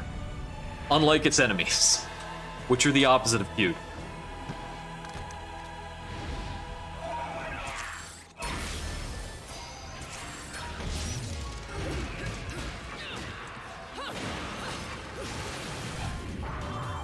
Whoops.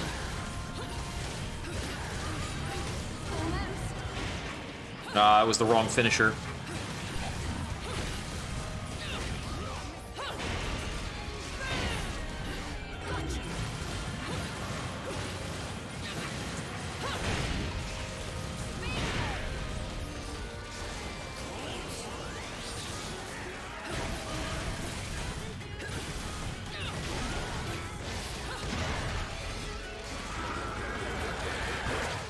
I lost track of my positioning a little bit, so I went into a torture attack for safety. A torture attack will also, I think, guarantee the drop of an angel weapon, which is one of the bigger, better reasons to use them for speed. We actually got pure platinum there. Nice. Oh, so naturally, our little squirrel friend is also Yugi in disguise. So he popped out and is running off over there. Anybody who missed that? Like I kind of did? Okay, so that is not accessible over there. Running over here. What's wrong?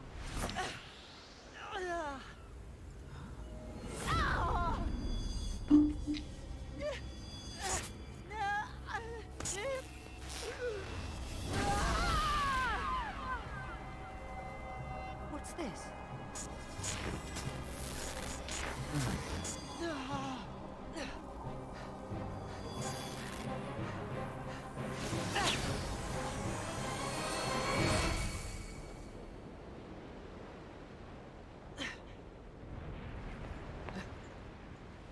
I have not played far enough in the game to know the kid's deal, like, for sure. Oh, dodge, okay. Oh, yeah, I see. I should probably be a panther for this. Where did you learn that trick, little one? I've never seen a witch, or a sage for that matter, pull off something like that. Come on, love. You think I'm just gonna tell you my secrets when I don't even know whose side you're on? All right. It seems I can control the remembrance of time. That's a big deal here. It seems? He's a time wizard. No. I got nothing else to say, love. The remembrance of time.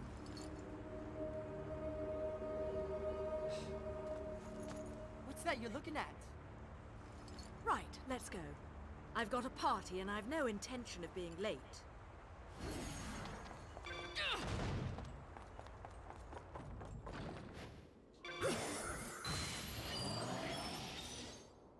It forced the use of my angel weapon, but I did catch the crow. Or at least it forced the startup. It didn't seem like it actually executed anything. Whatever the attack was.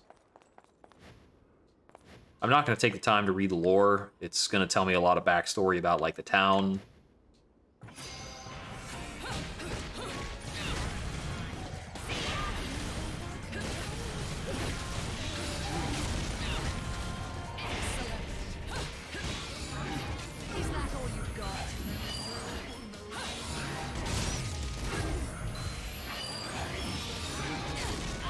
This is a really, really slow angel weapon.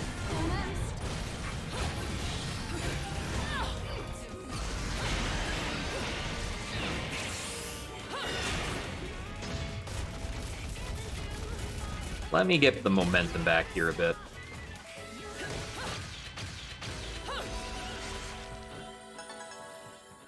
Yeah, I got knocked around trying to mess with that Angel Weapon, but that's a very, very slow ability.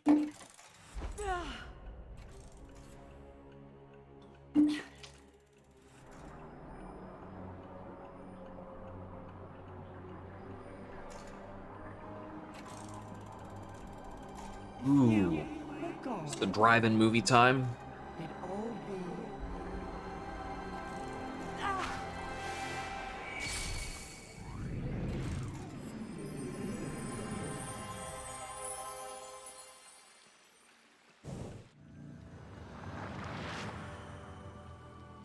Ooh, another weapon unlock.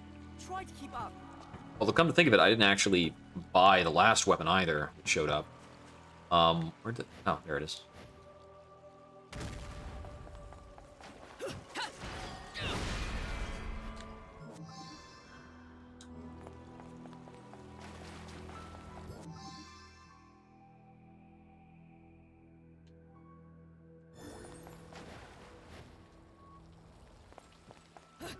Okay, I'll check available weapons again during the mid-chapter, but I don't necessarily need other weapons to get through this.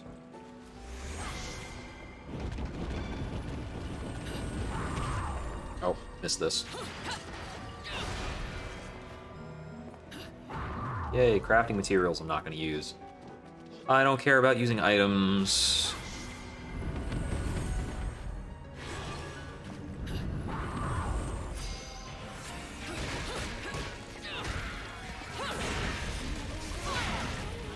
Oh, that's what they're up to.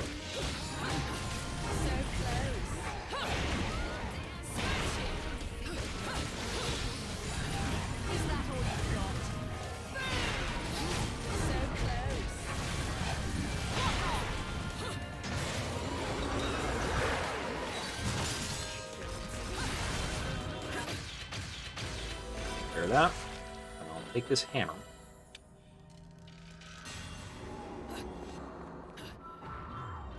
I'm really tearing up most of these fights.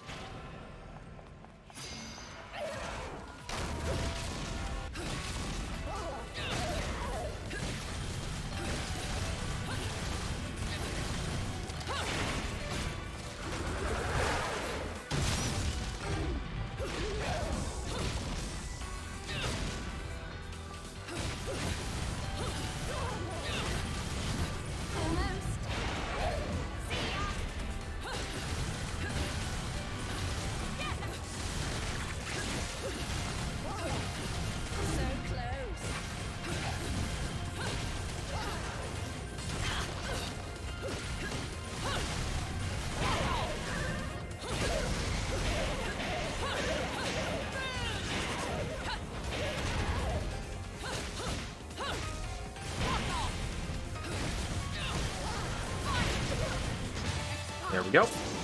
Okay, I took one or two hits in that segment.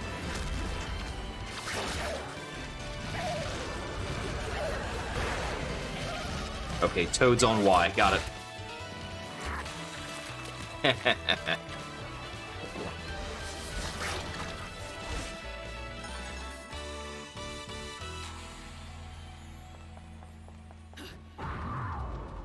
And we've got a Muspelheim here, too.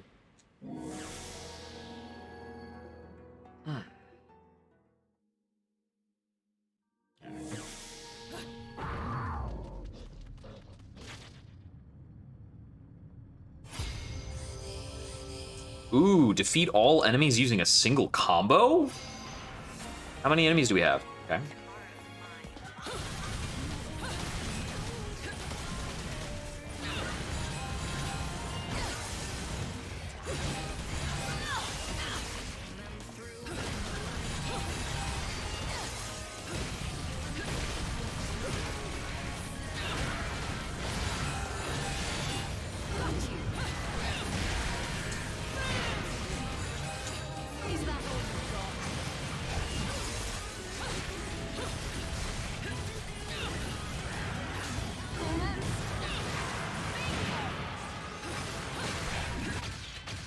Okay, so combo is more generous than I thought on that. I assumed so it's not a single, like, string of attacks. It's just don't stop attacking or hitting until they're all gone. That was not actually terribly well handled, but oh well. Looks like we got another full Witch Heart out of the deal.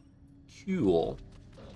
You know, I actually need to check the mid-chapter to see if there are more Witch Hearts and things available. 'Cause I think I had assumed that the item shop was just the consumables, but come to think of it, the standard item shop is also where all the permanent upgrades are. I guess I don't need them that badly if I keep finding them all during regular play. I don't know. I should probably keep track of them all. I think we do this, and we're good. Yeah. So if you opt not to do that Muspelheim, you can, like, very easily right yourself on the surface and not be able to go back. It's right at the end.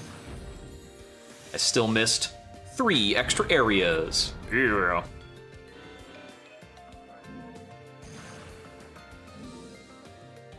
Trying to go through this game and get like full platinum or full pure platinum trophies is maddening.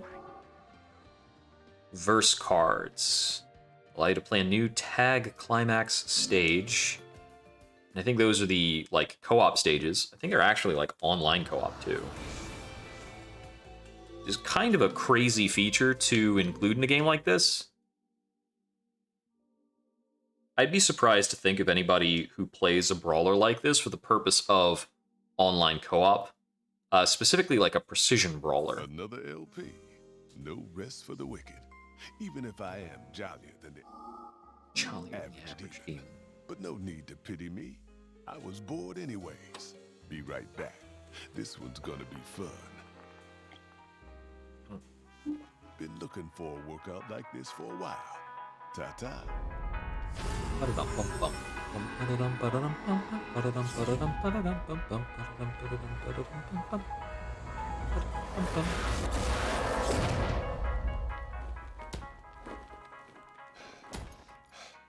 know how they say life's a bitch? Try being dead for a couple millennia. Makes a demon cranky as shit. Don't think this demon will be complaining anymore.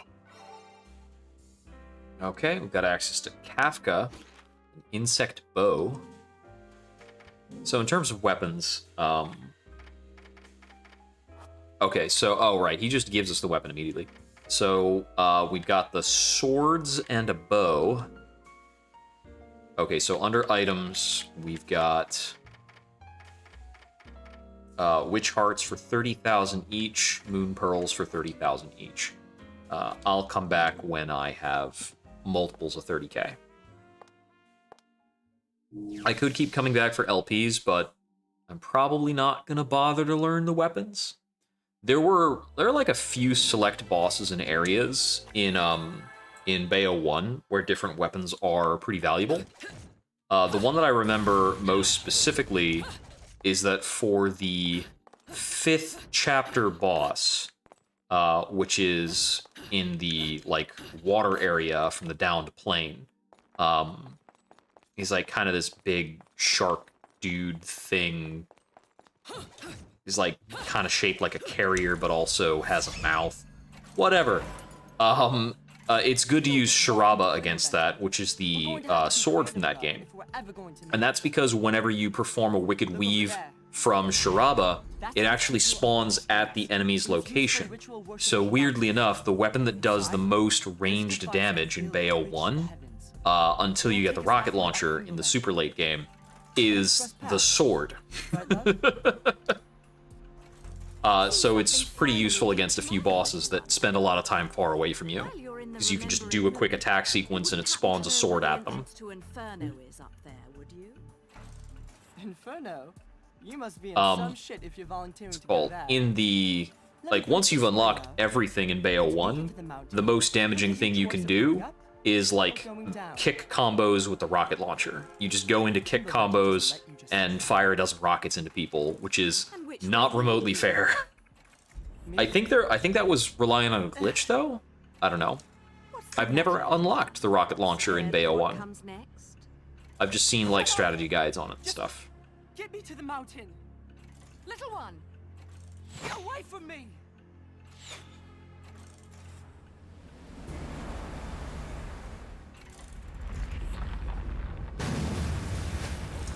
Probably should not be just conjuring whirlpools on the drop of a hat. Yo. It's bad for you. Are we actually gonna take one of these guys down now, aren't we? I think we just knocked him away the last time. Or do we still have to chase him down a whole bunch? This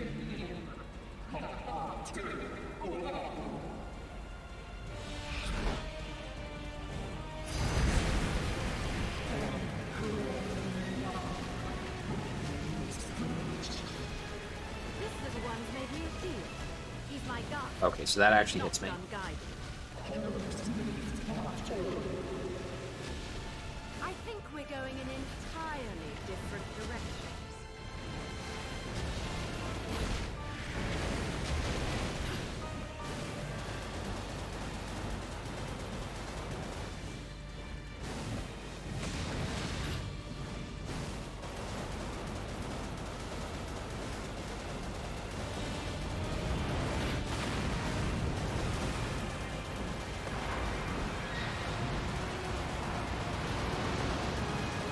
Can't quite tell how to hurt this guy.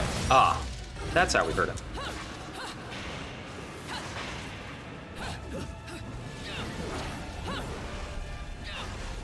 He eventually shows up.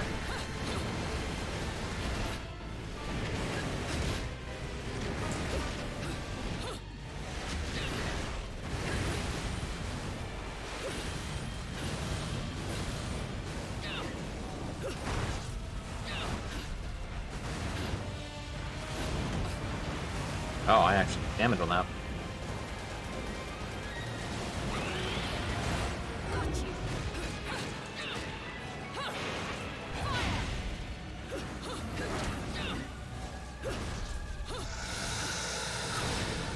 Excuse me, that's very rude of you.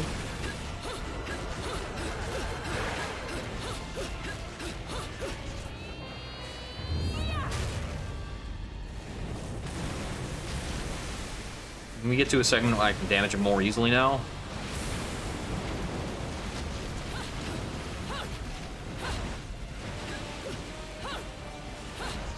You know, I can't help but think that the bow would be better here. So let's go into our secondary weapon set and try changing that out for the bow. Whoa. Okay, excuse me.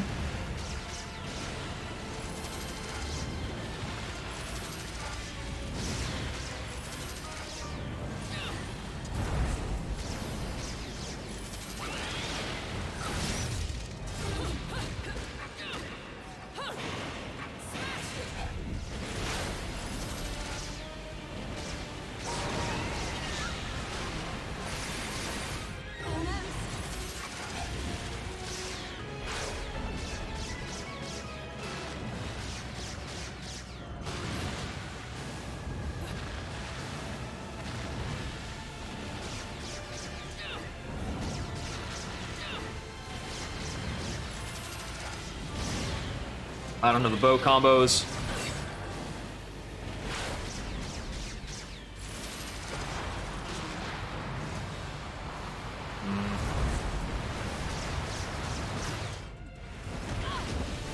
I still took damage on that, jeez.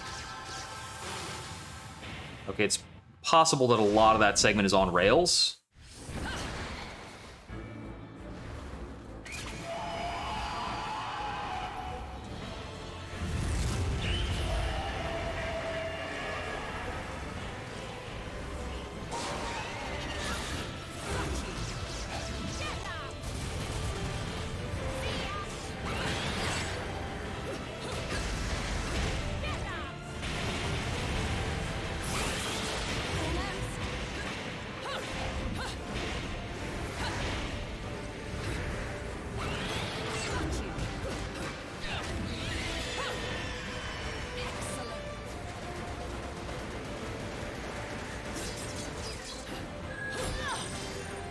Ah.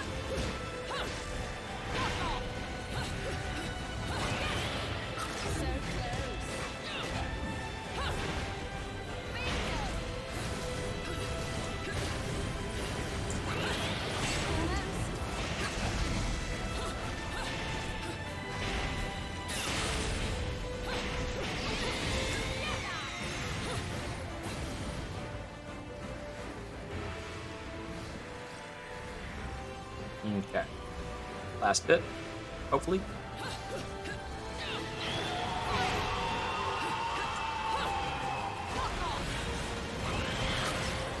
Missed the dodge.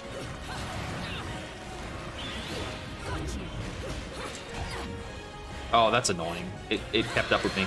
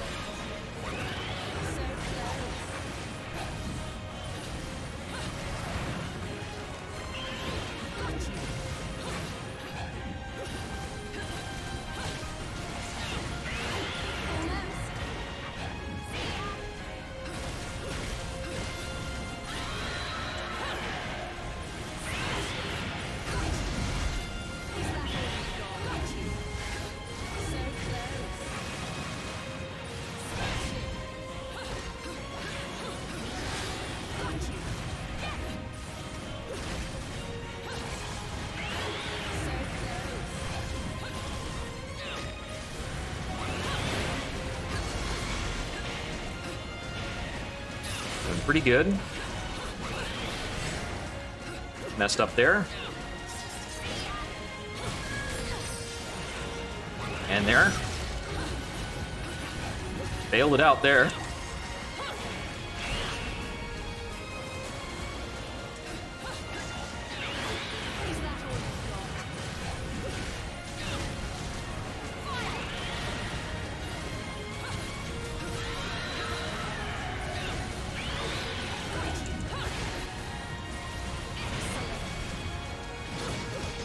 There we go. Whew.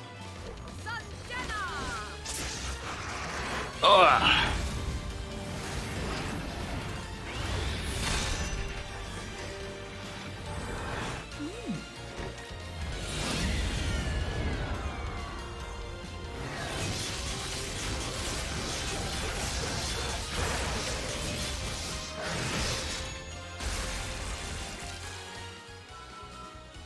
Whew.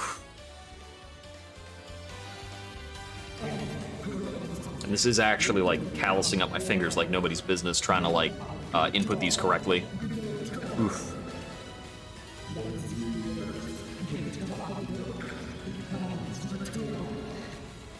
I don't recall asking for your permission. Hmm. Oh, and I was wrong about our final destination. Going down.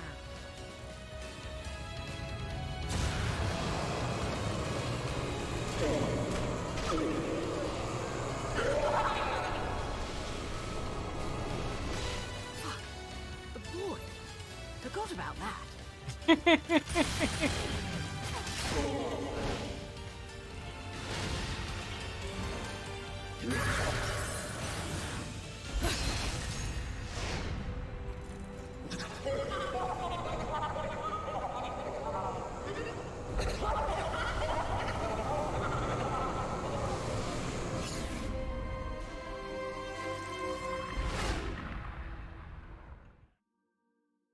Sometimes the scene composition in Bayonetta is a little inconsistent about like what's important or meaningful. Like, they shot ice at us and that caused us to have to like dodge in a different way and he fell because of that. We couldn't be faster. Even though it often seems like Bayo can just go faster when she wants.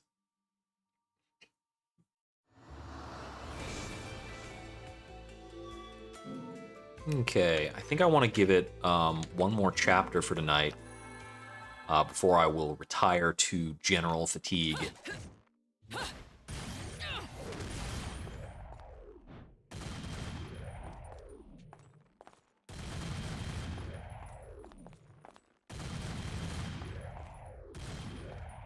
Yeah, the bullet climax is theoretically very matchy. Did they nerf it in Bayonetta 2? I'm not sure, because I feel like that used to keep firing longer.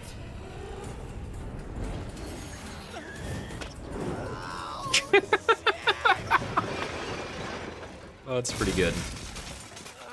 So I had played further than this the last time I sat down to it as well. I know that I had gone into hell and fought at least one boss there. Staring at Bayonetta's tits all the time. You really need to learn how to talk to a lady.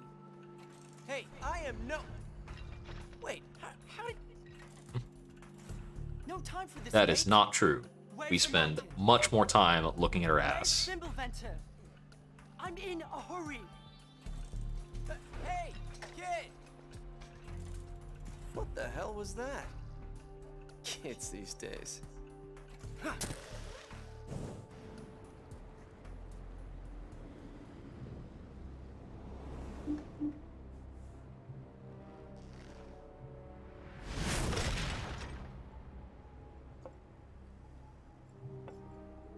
So much for a cat always landing on his feet, Cheshire.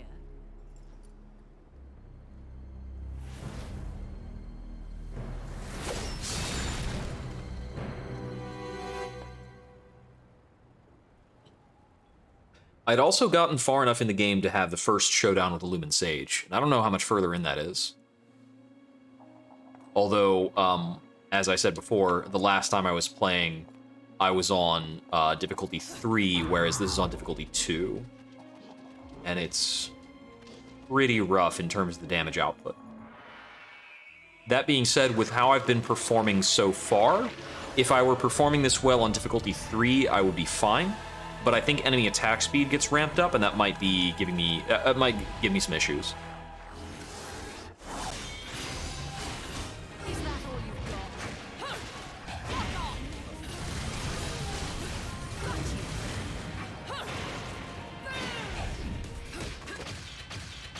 That was fast.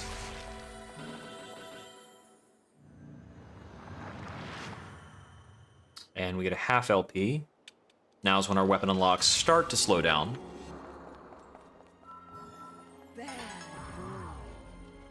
Pure platinum. All right. Gonna backtrack quickly to check for any Muspelheims. This is kind of the classic point in the game where it would start to pull that nonsense.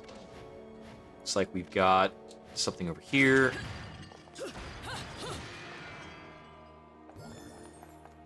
Cool, like that.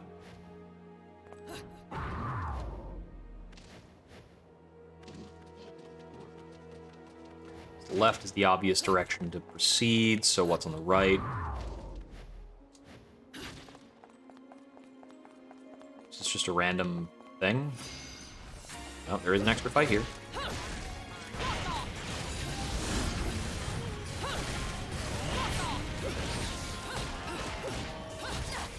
Ah.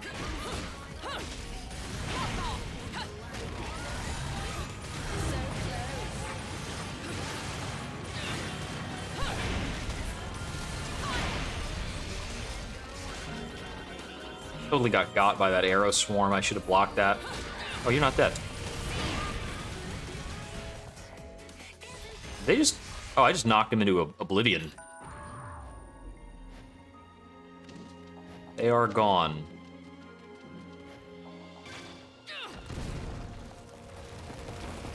Yeah, we're not kicking doors open. Get it.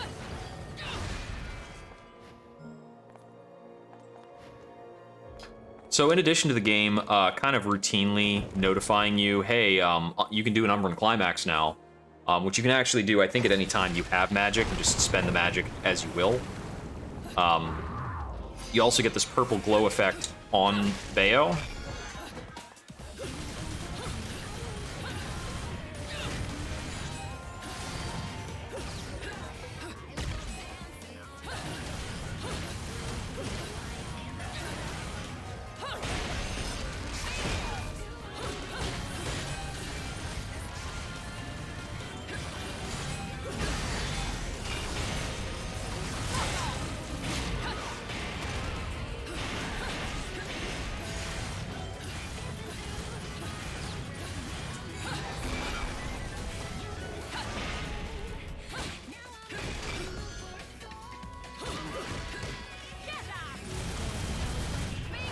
I had a prompt there that I didn't pick up on. I'm not sure what the button input was for it, but I think it was the moment I kind of kicked back his shield option there.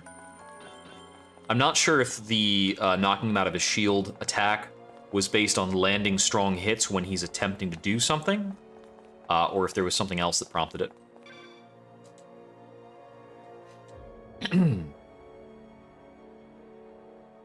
Okay, I'm gonna assume that we're stuck to the wall. Yep.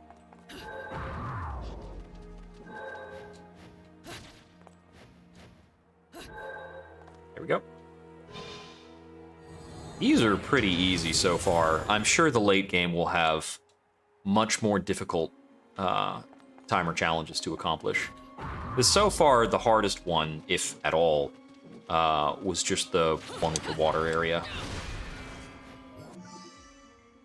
Okay, we got another magic up. The hard ups come in 4 pieces, but the magic ups come in 2 pieces. But each magic increase is like much more incremental than the health increase. Kind of takes a lot of magic ups before you really feel it. You're very slowly building that extra bar.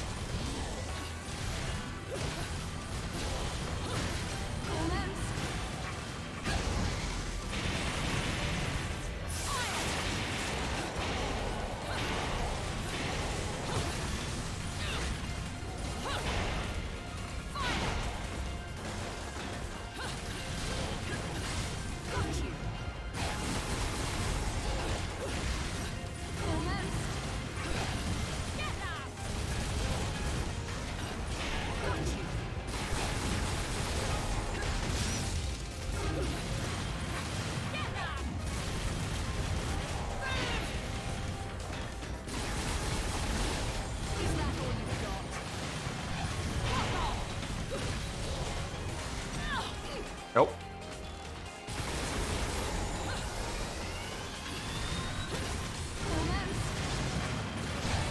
There it is. So I think threading in some bullet climaxes there was decent, solid, quick damage.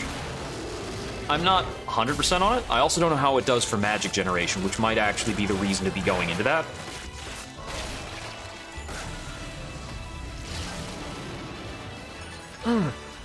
I think all in all, we've been having pretty good access to magic. I would have to look at some other run to try and remember what the logistics were for why they were doing any given thing. And I ought to, because it was pretty good watch in terms of speedruns. I've never watched one for Bayo 2, so that might be good use of time. No time! I have to get to Fimbulventer!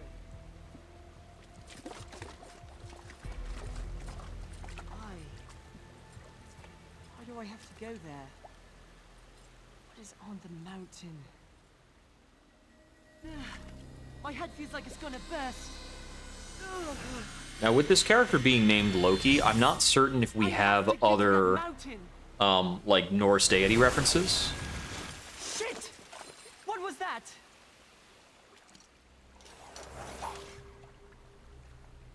Or if his naming scheme is just an anomaly. You don't often see Loki in... Well, I guess you do often see Loki in storytelling in absence of, like, Thor and Odin and things like that. She doesn't seem like a picky type. Just don't get in my way. It seems an errant reference, given that much of the rest of this is about kind of much of the rest of the naming seems to come from Judeo-Christian angels and demons. Besides, even if I knew, she and I have a special... Although I think some of the instances like Sharaba might be references to Asiatic or Indian deities. I think there is a reference to something like Ashura, that sort of stuff in the first game.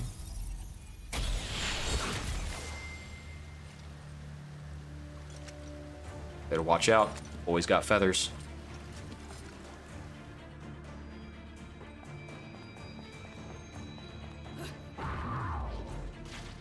Maybe this act is our first showdown with the Lumen Sage. That seems to be what's going down up ahead. We get another half an LP here. Cool.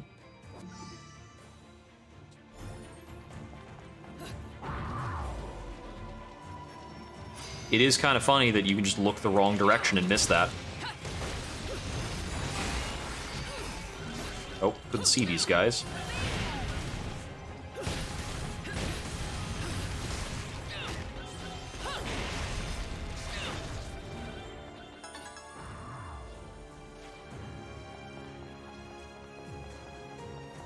Yeah, I should have theoretically been able to pick out that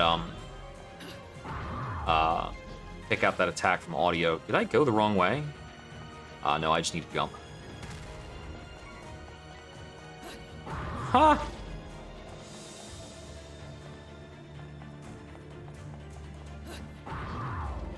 They're dating. Lovey-dovey back here.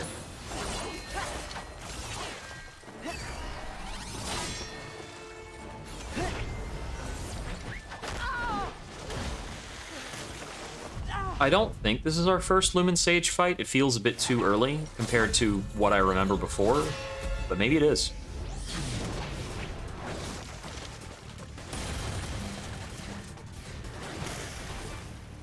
You! What kind of adult picks on little children? I'm not a child! A mask? Let me guess. This is one of your assistants, little one? Nothing comes to mind, love. Sorry. Maybe you've got something you'd like to tell me, love.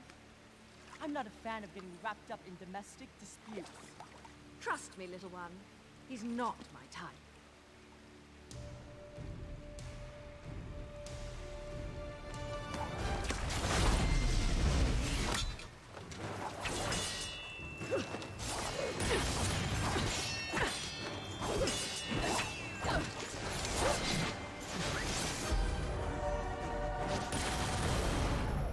Very fun of the sequence to give a moment for Bayo to, like, pose and stripper dance around. Oh my, you're a Lumen Sage.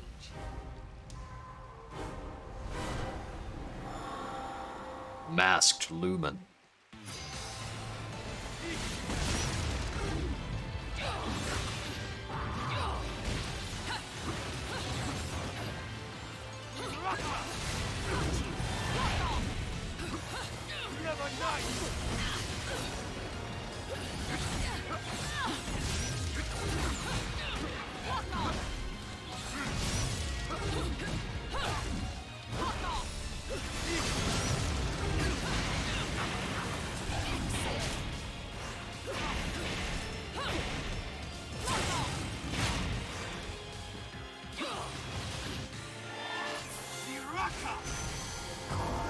Okay, so we just have a skirmish at this point. This isn't the full fight. But the Lumen Sages can conjure angels the same way an Umber Witch can conjure demons. Oh no, this is the fight. This is the part that I remember.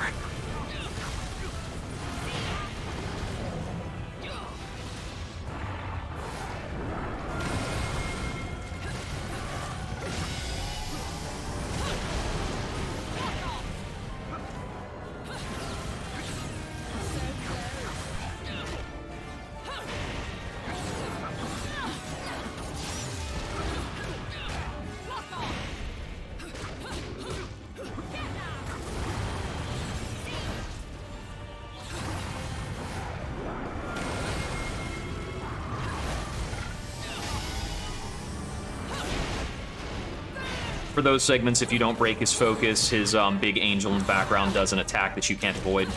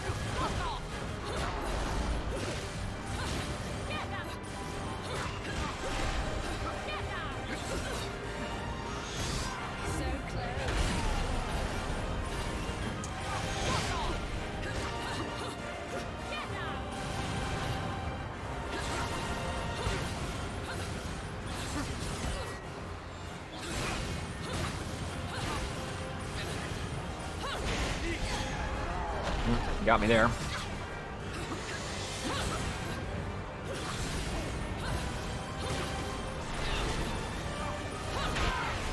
Okay.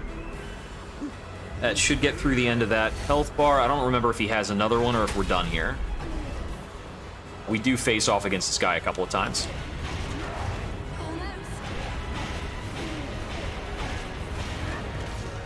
Nope, dodge too early.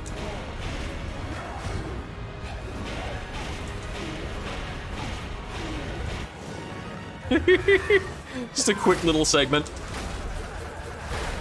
Bit of a punch up.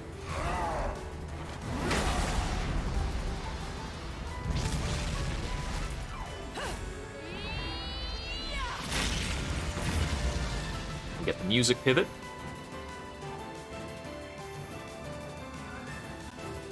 Whew. Yeah, that fight was a bit messy. I think I really need the Moon of Mahakala to perform well for me on that fight. It's a more confusing interaction than like Fight 1 John from the first game. That performance might make And the Lumen Sage in this game is kind of fulfilling the same role. It's the rival duel that you'll have multiple times throughout the game. Silver, not too bad.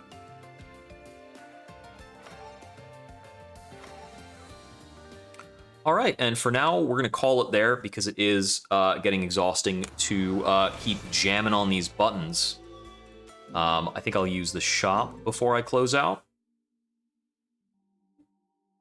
So given that level of fatigue, we'll probably be getting to this in pretty short stints throughout the week. We might interstitch it with some other stuff.